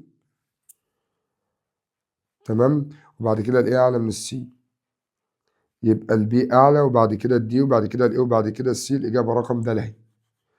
78، بمعلومات جهود الاختزال الموضحة بالجدول المقابل أي من الأشكال البيانية الآتية يعبر عن ما يحدث عند غمز الساق من النيكل في محلول يحتوي على الأيونات اللي قدامك دي بتركيزات متساوية. دي جهود اختزال زي ما هو قال، جهود اختزال خليها كلها أكسدة يعني موجب، موجب، موجب. أعلى واحد طبعا ال 28% يبقى الكوبالت أعلى واحد في النشاط، بعد كده النيكل، بعد كده القصدير اس ان. هو أنا لما أحط بقى بص كده، أنا جايب إناء أهوت فيها أيونات نيكل وايونات اس ان موجب 2 وسي او موجب 2، وحطيت لوح من النيكل، لوح من النيكل ان اي. طيب ركز بقى معايا بالراحه كده كده. هو بيقول لك يعبر عما يحدث عند غمس الساق من النيكل في محلول يحتوي على الايونات دي، المحلول بيحتوي على 3 ايونات دول، تمام. طيب أول حاجة كده بالراحة واحدة واحدة. أول حاجة النيكل أعلى نشاط من القصدير هيحل محله صح؟ هيحل محل القصدير يبقى كده القصدير هيقل. ما هو بدل النيكل أعلى نشاط من القصدير يبقى القصدير أقل نشاط، هيحصل له اختزال يعني هيترسب، ولما يترسب تركيز أيوناته هتقل. يبقى رقم واحد يقل تركيز أيونات الاس ان موجب 2 هيقل. طيب ما النيكل هيحصل مكانه أكسدة صح؟ فتركيز أيونات النيكل هتزيد في المحلول، يبقى يزداد تركيز أيونات النيكل اللي موجودة في المحلول لأنها حصل لها أكسدة لما جت اتفاعلت مع القصدير. طيب هل الان اي بقى النيكل يقدر يحل محل الكوبالت؟ لا، فايونات الكوبالت ثابته تركيزها ثابت. يبقى ايونات الكوبالت ثابته، تركيز النيك يبقى ايونات الكوبالت اهيت موجب 2 ثابته مش هتتغير. تمام. النيكل اللي زاد والقصدير قل هي في رقم ج. بص كده في رقم ج ان الكوبالت ثابته اهو ثابت عشان هو اعلى نشاط مش هيتفاعل اصلا، او النيكل مش هيقدر يحل محله. ايونات النيكل زادت اهيت، وايونات الاس ان موجب 2 قلت اهي صح كده. تمام. 79 بقى اخر سؤالين على فكره في الفيديو. ماذا يحدث لقراءة الفولتميتر بإذن الله يعني؟ ماذا يحدث لقراءة الفولتميتر المتصل بخلية جلفانية عند رفع القنطرة الملحية منها بعد فترة؟